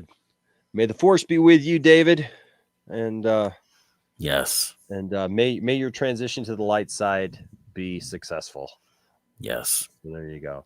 I love it. Gary says, Enosh is the least threatening person I know. He told me to say that, or else. There you go. He'll sign the check now, Gary. There you go. Absolutely. All right, guys. Thanks for joining us. Thanks for joining us every time. Yes. Don't forget, we have just in time for Christmas. We have T-shirts. We have T-shirts, and also these aren't just T-shirts, folks. You can get all kinds of great stuff. You can get fanny packs. You can get a coffee mug. Get a coffee mug with weird nonsense on it. Come on. That'd be great. I mean, check it out. And let me tell you something, guys. A lot of these things here, if you go on our Teespring, which the links are in the descriptions of all of our videos. I think I forgot to put the links, put the description in this video, but I'm going to do it as soon as we're off air here. Here's the thing. There's a lot of other ones that like you go on there, like it's got a suggested thing, right, Johnny? So when I make a t-shirt, for example, it says if the default is $24.95, right? You know how much I set this t-shirt to? $16. Yeah, Johnny. $16. That's $9 cheaper than they tell me to. That's awesome. It ain't about profit. You know what it's about? I would rather see you guys wearing the t-shirt. Exactly. Right. I'd rather get a picture of you guys wearing a 2 cents on nonsense shirt. I'd rather see a shirt of you guys, whether it be the long sleeve shirt. And the long sleeve shirts are, a couple bucks more. You know what I mean? There's some nicer t-shirts, whatever, material wise or whatever. But you know what? There's all kinds of difference. Like we all got to wear masks right now. You can literally get a mask with this image on it right now. That'd be so sweet. Can you imagine being able to have that wonderful conversation with people around town? You're like, what's that on your mask? Let me tell you all about Doomcock. Let me tell you. Have you heard about my friend Doomcock? Whoa. Whoa. Or just have this as a mask. Zero credibility, right? I mean, come on. How much fun would that be, right? It's perfect. And so like I said, guys, all that is there. And that is all for you. We love you guys, and we're thankful for all that you do to support the channel and for all that you mean to us. Johnny, tell them where you can be found, sir. Best places to find me are on Twitter and Instagram. Same handle. It's _Johnny_Pop. And would love to see you out there. You can see me. I try to shout out Mike Zeroh on Twitter all the time, and he never responds. But we'll see. One day he's going to get back to me. One day. One day. We can always hope. And of course, you can always find us here on the channel, and then also you can find us on Twitter and Instagram and Facebook. We have a great community on Facebook, and yes, we would love you all. Thank you to all of our Patreon supporters again. All of our members. Don't forget, right now, this exclusive video is up right now that you guys can check out. It was actually a really fun interview, and he actually sang some songs live for me and for you, and some of your favorites. Like Johnny, what would you say your favorite It's Keys song is? I like the one the lunch trench or whatever, the lunch. All over town, people are talking about the lunch trench. It's the ditch where you can eat your food. Favorite one. It's a great one, man. Ditch where you can eat your food. I mean, it's great. It's a great one, man. I like this one too. Here are the fruits that I'm afraid to eat: dragon fruits, durians, rambutans, bananas. And here are the fruits I'm not afraid to eat: apples, plums, grapes, green apples.